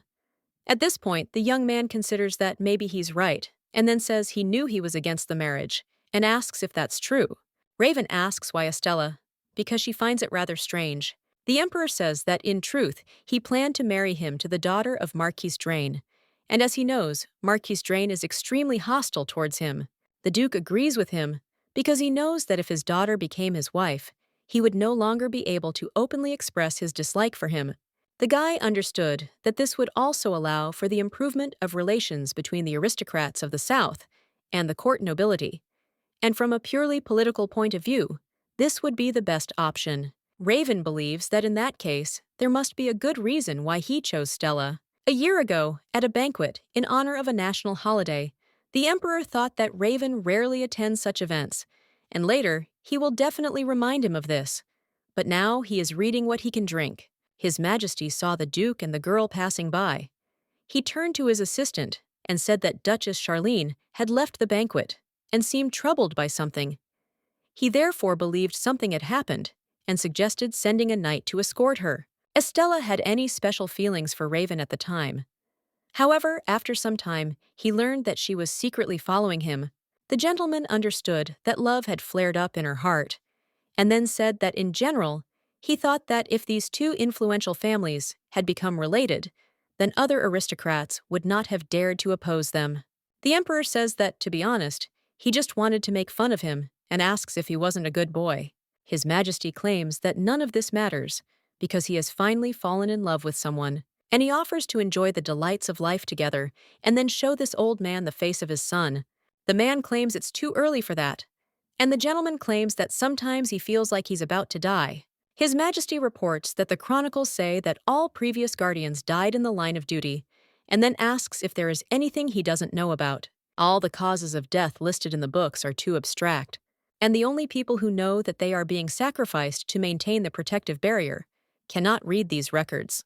The guy thought that if someone could tell the truth, he was sure they would already have tried to find a way to avoid death. But since there's no way to ask them about it, he'll have to continue searching on his own. And then, he claims he only meant to say that fighting monsters is dangerous, and therefore he should be extremely careful. The Emperor asks if he saw his younger brother Rudy on the day of the celebration. The next day, His Majesty asks why he's as fit as a fiddle, yet hasn't drunk less than him. Raven thinks it's because he's younger. The gentleman says that perhaps it's time for him to give up alcohol since he's not that old anymore. His Majesty informs him that he is impudent, and if he continues to lecture him, he will drive him away. However, now he can't cultivate the row. The Duke explains that he simply advised him to think about his health and suggests not to quibble over his words. Raven thought that if he stayed even a minute longer, the Prime Minister would quarter him, and therefore he thought it was time to call it a day. The boy says he'll be going to the temple soon. The Emperor asks when they're planning to get married and when the wedding is. His Majesty announces that this is not just a marriage, but an alliance between two great noble families. Therefore, to demonstrate your wealth and status, you need to organize a lavish celebration. Raven believes that he is not the only one who can decide what the wedding ceremony should be like, because first, he needs to discuss everything with Estella, and only then make a decision. His Majesty agrees with him because he understands that the preparations will take at least 6 months, but advises him to hurry. The captain of the Imperial Knights, Rudia, who studied with Raven at the academy, approaches the Duke. The gentleman says that they haven't seen each other for a long time, and the man agrees with him, and says that the last time they met was at graduation, and then says that he has aged a lot. The Duke says he's only 2 years older than him. He says it seems they've met his brother. Raven explains that he has resolved all issues and is about to return home. Rudia says that in that case, he will walk him to the carriage. The Duke asks in surprise, since when he became a master, and why he stopped calling him senior, because he knows that they have not studied at the academy for a long time. Rudy thinks he hasn't changed and asks if everything is okay at work. He then explains that he followed his orders and didn't defer to anyone, and before he knew it, he was the squad leader. Raven smiled and said that he never said anything like that, but the man objected and claimed that he did. Rudy claims that he once told him that everything was simple because he should not agree with anyone and stick to his guns until they leave him alone. The Duke was surprised and said that he really could have blurted out something like that. Suddenly, Stella turns to Raven and he asks in surprise if she had been waiting for him all this time. The lady explains that she has just arrived and was planning to visit the palace library, but decided that it would be nice to meet him first, and then asks if he would like to join her. Rudia greets the girl and asks if she remembers him. The little girl apologizes and asks if they know each other. The Duke, surprised, asks if they know each other. Rudy explains that a year ago, during the banquet celebrating the country's founding, the princess healed his injury. The girl says that she remembered that back then, he was still an ordinary knight. Raven were once classmates. She says it was nice seeing them. The Duke informs them that it is time for them to go, and if he wants to drop in to visit them, he should not plan to leave the capital in the near future. Raven says that he needs to change clothes, and so offers to wait for him in the garden. When the lady was waiting for him, servants approached her and said that they needed to tell her something. Milady looked at them and thought that this was something important. The man kneels and begs her not to abandon them. The maid says they will follow her until the end of their days and remain faithful to her until her death. The main character looked at them and didn't understand what they were. The servants apologized for the inconvenience as they got a little carried away. Estella says that it's okay and invites them to continue. The butler says that he thinks that the lady heard that some knights allowed themselves to speak unflatteringly about her and the young master Naru, as a result of which they were expelled from the mansion. The master took advantage of this opportunity to get rid of all the gossips and slanderers at once, and many servants were left without work. The man reports that he was also fired for spreading rumors, And when he came to terms with the fact that he had not even received a letter of recommendation, a miracle happened. The maid reports that they convinced Mr. Dyer to give them another chance. The man says that Henry then contacted them. The man says that if it weren't for Mrs. Todd, he wouldn't be able to work in a decent place without a letter of recommendation.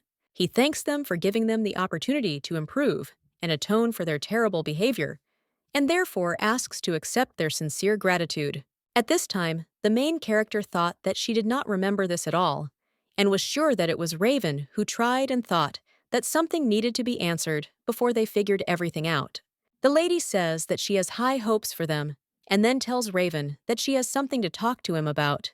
The Duke explains that, to tell the truth, at first he really was going to fire them, but then he thought it would be better to show mercy. The man thought that if he had simply driven out those rumors, nothing would have changed, but on the contrary, they would have started to slander with redoubled force. The gentleman believes that people would hardly dare to criticize him, but they would certainly not refuse to gossip about his fiancée. And then he says that from now on they will adore her and tell everyone around how wonderful she is, and therefore he believes that at the same time she will serve as a role model for others. Estella tells him he's extremely calculating, and he asks if that's a compliment. She thanks him for caring about her. Raven asks in surprise if he didn't tell her about this when she first visited the estate, and then he doesn't understand why, despite the fact that this is a marriage of convenience. He can't help but worry about her. The man says that because he wants his family to be the happiest in the world, and also that the girl who will become his wife will probably have a hard time, and that's why he tries. Hearing this, the little girl touched his hand and proposed to get married right now. The surprised guy says that they didn't have time to prepare anything properly, and therefore suggests that it would be better to do it tomorrow. However, the girl insisted that it was now or never. Hearing this, he thought that, judging by everything, this lady was determined. The main character wonders if he's changed his mind about marrying her. He suggests checking if the letter from the church has arrived. The butler tells the boys that the church has given its blessing to their union, and therefore he is very happy. Estella reminds him that they have to do it tomorrow and claims that she will not forgive him if he runs away.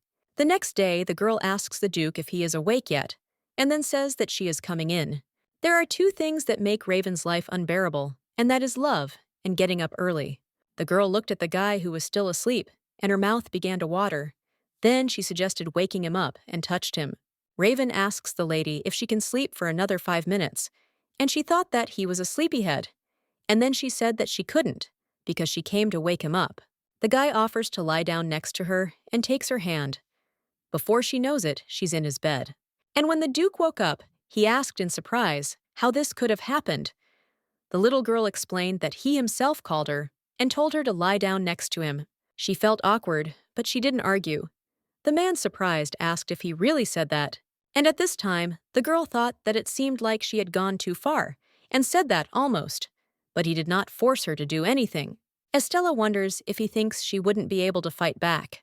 And then he says that they are a little late. There is still time, and therefore suggests having breakfast before leaving. The gentleman says that this is a great idea because he is very hungry. A few hours later, they were standing before the church doors. At this point, the princess couldn't understand why he was so dejected, as she couldn't look at him without tears. The lady says that she would like him to stop feeling guilty because they made a mutually beneficial deal. The guy says that it's true, but a lot has changed since then, and asks if she really doesn't regret it. The little girl assures him that she is not the least bit happy to be with him, and asks if she didn't tell him about it. And then she reminds him that until their contract expires, she will not give up trying to win his heart. The gentleman assures that he remembers, and she suggests not to worry, but just gather up the courage and do it. And then she grabs him and drags him. The priest greets them and informs them that they have been expecting them. The lady apologizes for the rush and thanks them for agreeing to receive them today. At this time, Raven thought that she had dragged him here in a matter of minutes and did not understand where she got such strength from. The priest asks if they came here to receive a blessing, and the gentleman insists that this is indeed the case. The Holy Father says that he will then lead them to the prayer room. According to the laws of the empire, nobles can hold a wedding ceremony, but to do so, they must receive the blessing of the goddess Shurita. To do this, you need to take a few steps. Shurita is considered the patroness of family and home. The young couple must receive divine blessings, and after a month, the bride and groom return to the temple. After receiving a blessing during the second prayer, the couple becomes husband and wife. But there are rare exceptions, and if you manage to get the blessing the first time, you won't have to wait a whole month to get married. The priest, surprised, says, "This usually happens with soulmates or lovers from a past life." Then he adds that they say this is great luck. The Holy Father, amazed, says it's incredible to think they succeeded with just one prayer. He then asserts that they are therefore kindred spirits. Estella says that they received a blessing, which means that from today they are considered spouses, and asks if this is true. The priest says that this is true, and if they filed an application for marriage registration, then from today they are husband and wife. The girl says that it looks like from now on she will have to rely more on him, and at this time she does not understand what to do. A couple of hours later, a small party was held at the Gayor estate to celebrate the official wedding. Daniel says their commander finally got married and considers it a great joy. Asher says he's very happy because there's so much delicious food today. The Duke asks if they just want to fill their bellies and get drunk, and then looks at them angrily. The commander agrees with him and says it's Kate's idea. Raven suggests they relax and have fun today, since this is a once-in-a-lifetime holiday for him. When the gentleman went out onto the balcony, the girl asked why he was so gloomy and also wondered if he was happy about the holiday. The guy objects and says that this is not true at all, and she surprised asks what the problem is. The husband says that he did not expect that they would receive a blessing right away, and therefore did not prepare anything. The gentleman explains that he didn't have time to do anything special for her because he didn't have time to prepare. The little girl takes his hand and claims that she doesn't need this because she just wants to spend time with him, and that's all. Raven says that he still wants to treat the girl he likes more tenderly. Although Stella does not attach any importance to this, many nobles arrange weddings on the day of the second prayer. It's a ceremony during which a formal dinner is held in the presence of guests, and the guy wondered if they couldn't at least observe some traditions. Meanwhile, the little girl reflects on how she never thought Raven was so conservative, and then says he's quite romantic. The Duke thinks that all men are like this, and asks if she didn't know that. The girl thought that she had not had the opportunity to ask Raven about what he thought love should be like, and she did not understand why she should not do it now. Estella asks if he dreamed of marriage, and what he envisioned married life to be. He asks, surprised, if she's going to talk to him about love. The little girl explains that she wants to know what he thinks about it. After all, she knows that for nobles, marriage for love is something out of the realm of fantasy. It's considered normal for a man to have multiple mistresses. However, female infidelity is frowned upon by society. That's why young ladies usually wait until they become widowed or file for divorce to receive a share of their husband's fortune. They say this is the true happiness of an aristocrat's daughter. The girl wonders if it is true that women have much less freedom after marriage. He says that this is why they decided that if he ever gets married, he will cherish his wife. Raven tells me he's honestly at a loss right now, and then she thinks about how over time, he's probably come to believe that marriage makes people unhappy. The guy says that he likes holding her hand and being close to her, and he wants there to be more such pleasant moments, and probably he just wants quiet happiness. When the girl touched his hand, he remembered his father, who asked if he was really going to give up his title and leave the estate because of the saint. Father said that if he is a commoner, he will not be able to become a knight, and thinks that he is a fool, because someday he will deeply regret it. The guy claims that he will regret his decision only if he fails to protect his beloved. Raven doesn't understand what this vision is, and why Estella looks exactly like that woman. The Duke holds the girl's hands and says that he knows it's stupid, but asks to be allowed to ask her something. The guy says that lately she often touches his hands, and asks why this suddenly happens. He looked at her and saw a gorilla next to her, and then said, "Gorilla," and realized that he had screwed up. The girl asks if he'll want to do what all married couples do. He objects, claiming she's misunderstood. The man sees the Naruk and screaming begs for help and to come to him. Meanwhile, the red-haired lady asks for forgiveness, and her father tells her to shut up because he doesn't want to hear apologies. And then he looked at the newspaper, in which there was an announcement about the wedding. The butler asks the master to allow him to retire to bed. The Duke announces that they are leaving, and those who remain can continue their merriment. Raven turned to the little girl and told her he would show her to her room. She thanked him and wished him good night. The gentleman turns to the girl and reminds her that she said she doesn't want anything special, but asks to be allowed to do at least this, and then, with the help of magic, creates a bouquet, and thanks her for being with him. The Duke apologizes for having to limit himself to flowers, and then announces that he will prepare something more worthwhile a little later. The little girl said she'd be looking forward to it then. She thought how happy he would be to be married to him. The next day, the newspapers reported that the lovers from a past life, the heirs of the great ducal families representing the empire, had married. The Duke of Gaillor and Duchess Charlene were officially married, and the couple received their blessing on their first attempt.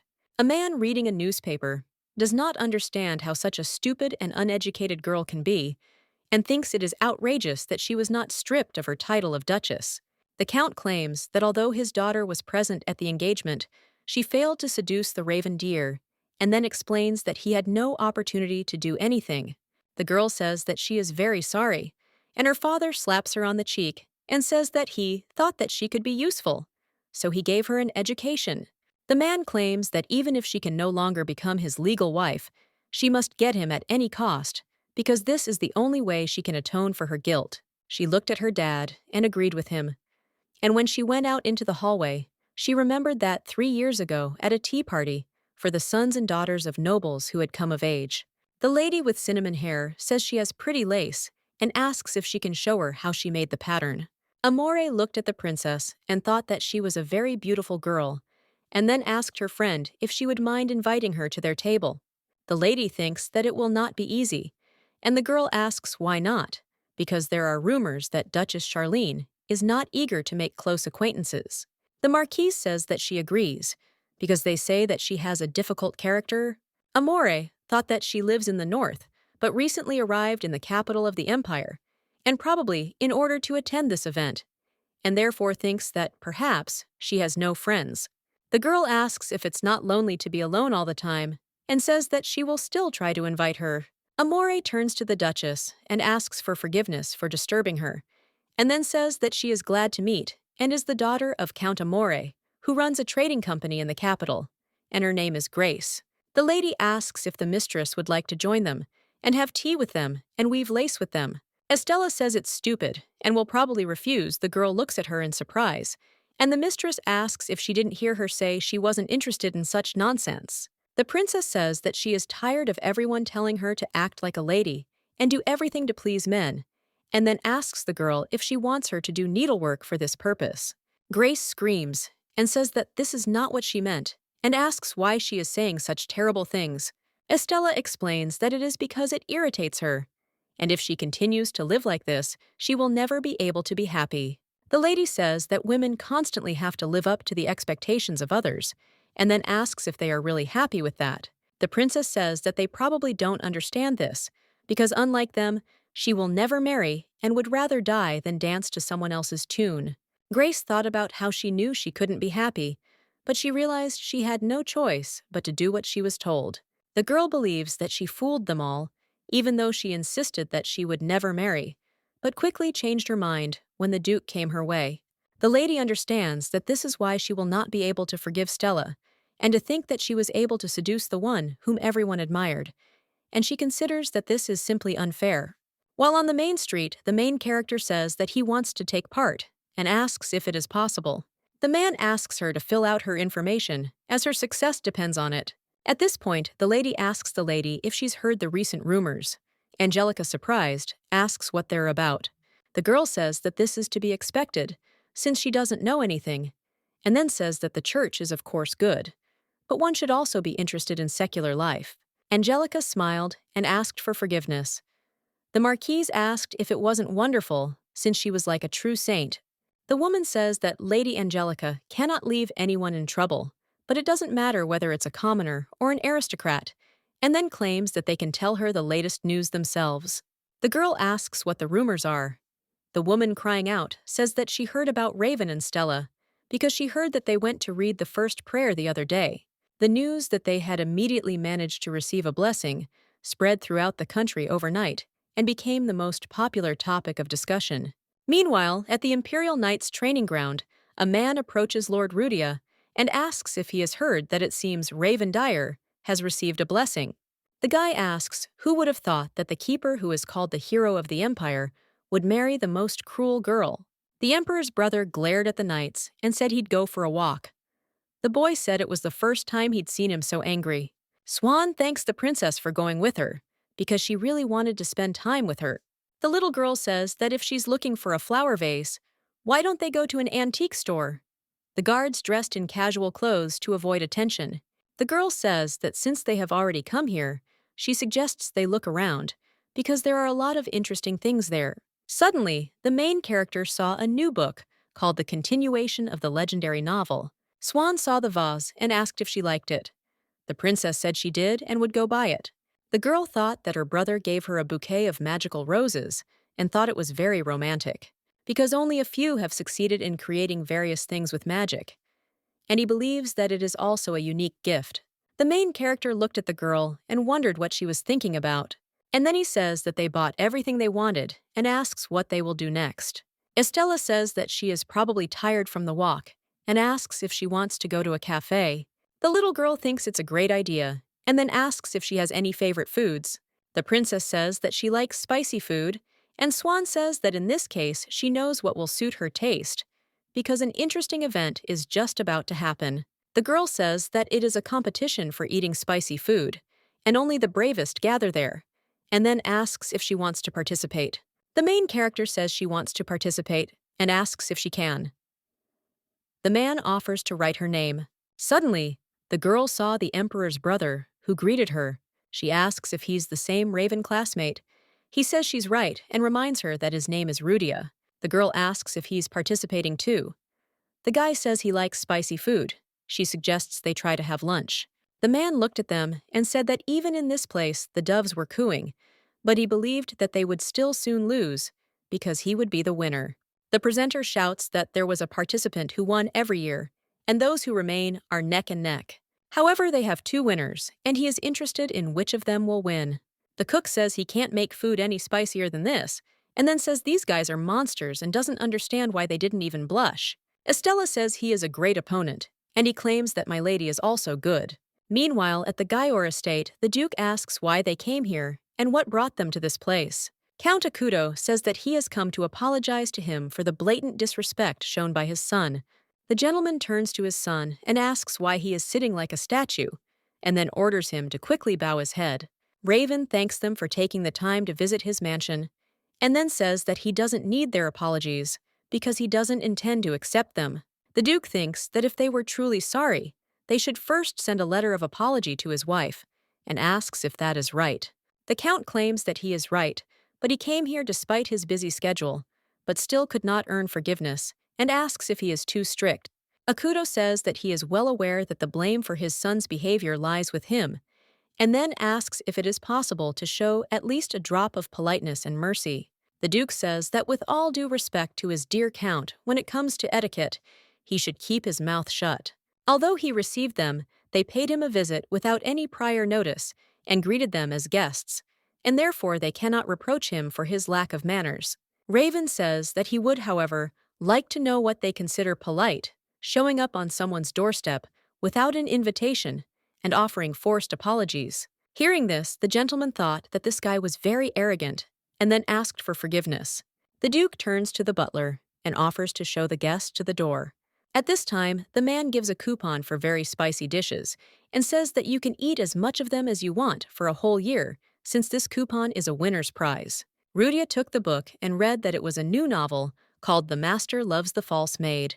He says it's some new book and asks if it's true. The girl offers to give it to her.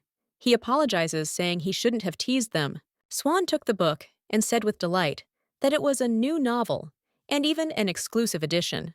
The gentleman says that it is time for him to go, but the princess asks to wait. The lady says that her husband said that he forgot to thank him for coming to their engagement party, and so she wants to do it instead. Rudy thinks he's not worth the gratitude and asks to convey his apologies to the Duke, as he had to leave immediately. The young gentleman recalled that a girl had approached him that day and greeted him. She said she was glad to see him in good health and that she was Lady Angelica. The woman asked if he was looking for Raven. The man said yes and asked if she knew where he was. Angelica claims that she saw him just recently And perhaps he went somewhere, and maybe he is in the yard. The girl asks if it wouldn't be better to just wait until he gets back.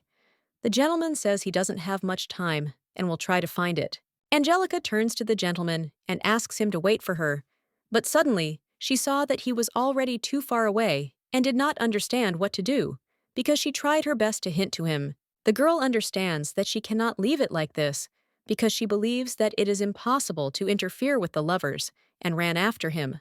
Angelica invites Mr. Rudia to return. Meanwhile, he overheard her talking about how she would try to win him over during the remainder of the contract. The lady suggests he leave, believing this conversation is private.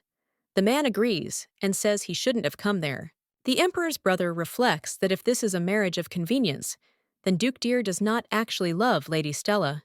When the girls returned home, they said that today was fun.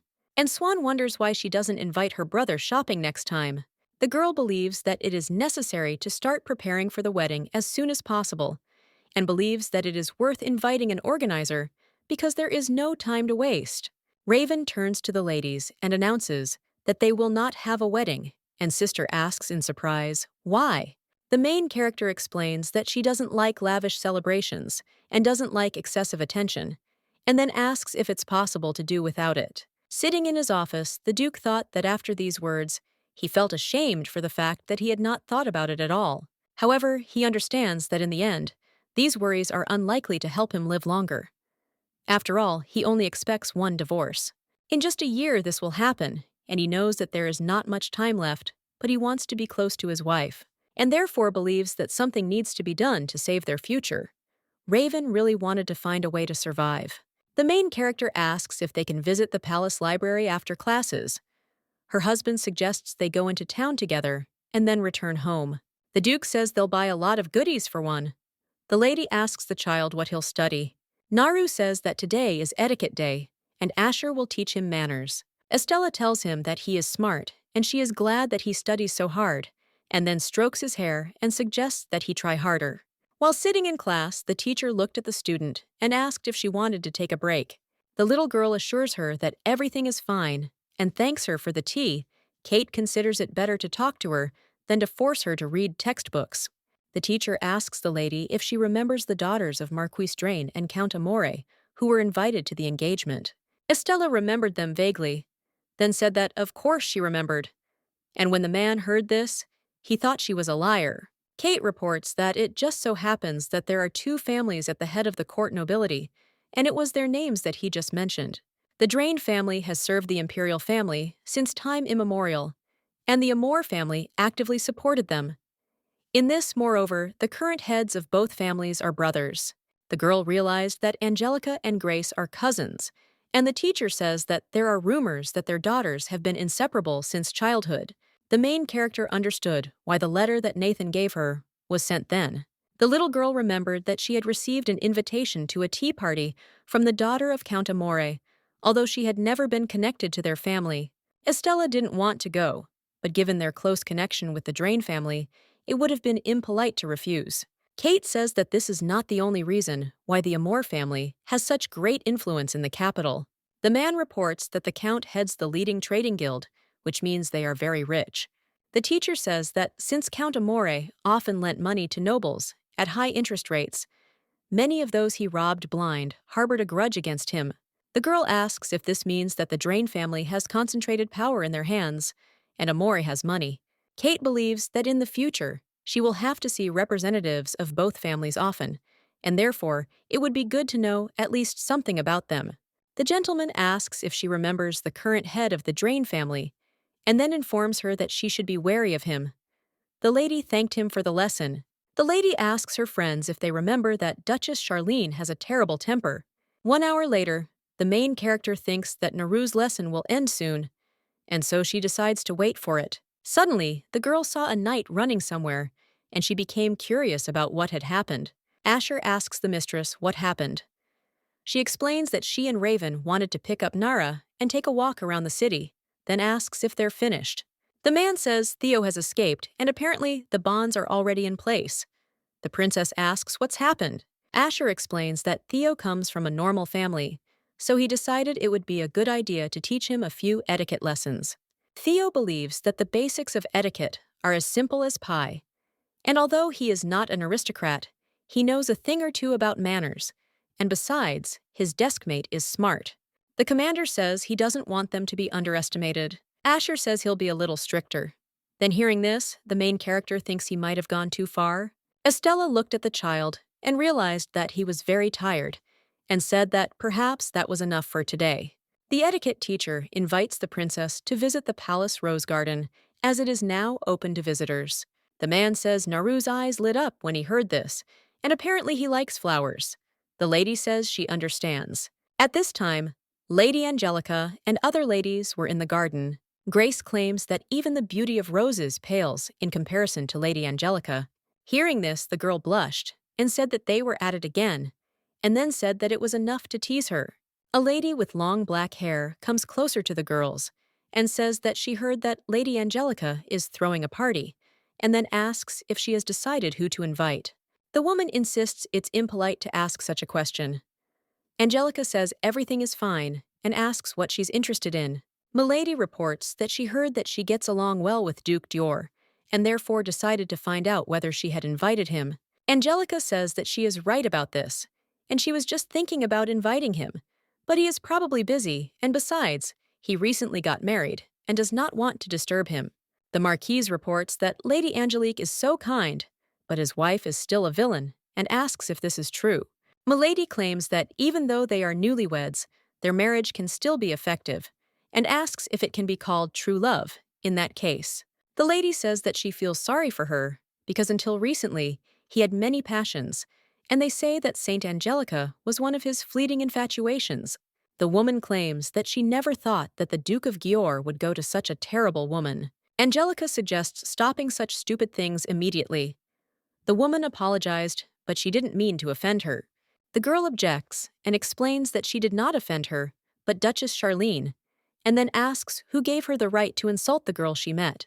At this time, Angelica remembered the words about how she was going to conquer him during the remaining time of the contract, and believed that she was definitely not a villain, and she would not allow anyone to talk about her with such prejudice. The Marquise says that she has such a bad character that she was called a villain, and asks if she knows about it. The lady asks if she knows her personally, because she believes that judging someone based solely on rumors is wrong, and therefore she would be ashamed.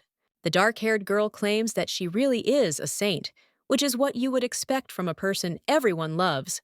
However, she is only pretending to be kind. The woman says that it was she who thought of Lady Angelica. At this time, the main character approaches them and says that she overheard their conversation, and therefore orders them to immediately stop throwing mud at Lady Angelica. Estella thinks she's simply jealous and asks if that's true. The stranger remains silent in response, and Estella believes she's right. The princess says that instead of trying to denigrate this young lady, it would be better if she followed her example by helping those in need through daily prayer. The main character says that it is the one who leads a righteous life and is called a saint, and then asks if she thinks it is easy. Estella says that it is easy to desire universal respect, but to earn it is not so simple, and asks if she realizes that in order to have the right to be called a saint, she needs to become one. Angelica approaches the lady and asks her to wait for her, and then thank her for protecting her. The main character insists that she did not protect her, but only repaid her kindness. The countess asks if she would then refuse to come to her dinner party. The girl says that there will be no formality. They will just drink tea and chat. Angelica says that if the lady doesn't mind, she would be very glad to see her. The lady explains that everything depends on her schedule, and she asks if she can answer later. Angelica says that she will send her an invitation, but now asks to be allowed to decline. Naru turns to the princess and tells her with delight that there are many beautiful roses in this garden, and therefore invites her to go and see them quickly. The Duke thought that this book did not contain any details about how the protective barrier was installed. During the day, he managed to visit the library in the palace and look at secret documents, but even there he did not find anything useful. The man thought that it seemed like he needed to ask the tower for help. Raven heard someone knocking on the door, and when he opened it, he asked in surprise what she was doing at such a late hour. Estella saw that his room was in disarray and asked what happened there. The Duke explains that he was busy with some research and will clean everything up later, then claims that his room is not always so dirty. The little girl saw the notes about the saint and became curious about why he needed them. She asked what they were. The husband claims that she is too defenseless because other people can see her and then covers her with a blanket. Raven suggests that maybe the bandits will suddenly attack. Hearing this, the girl asks in surprise whether he thinks anyone would dare to enter the mansion of the most powerful man in the empire. And then he assures her that she is also strong and will not lose to any guy. He says he knows this, but to be honest, he's worried and wants to protect her. The girl looked at him and said that she understood. But at that time, she thought that she was not able to argue with him because she believed that sometimes it was okay to be weak. The Duke says that since he has a mess, he will listen to her in her room, and then he goes with her. The man asks what she wanted to talk to him about. The lady explains that she accidentally ran into the Marquis Drain's daughter today while on her way to meet him. The girl tells her that she invited her to the party. Her husband, surprised, asks if they've become friends. Estella explains that circumstances did not quite work out that way, and she is thinking of accepting the invitation since this is a good opportunity to join high society. The little girl asks if he has time and if he would like to keep her company. Raven asks if she was planning on going with someone else. She says she knows he's always busy. The Duke states that he can devote as much time to her as he wishes, and then asks if she wants to tell him something. The girl says that's all, and he says he'll go back to his place. Then, the lady wishes him good night, and he kisses her on the forehead. The gentleman says that he is her husband, and if she needs anything, she should not be shy and contact him at any time of the day. When the guy left, the girl does not understand how she can sleep now, because her young body was excited. The next day, the lady asks Lady Grace's brother if Raven will be attending today's party. The Marquise asks in surprise if the villain will come too, and if so, she should have worn a nicer dress. The lady says that she agrees, and besides, she hopes that this woman, Estella, will not be selfish and will not disgrace him like last time.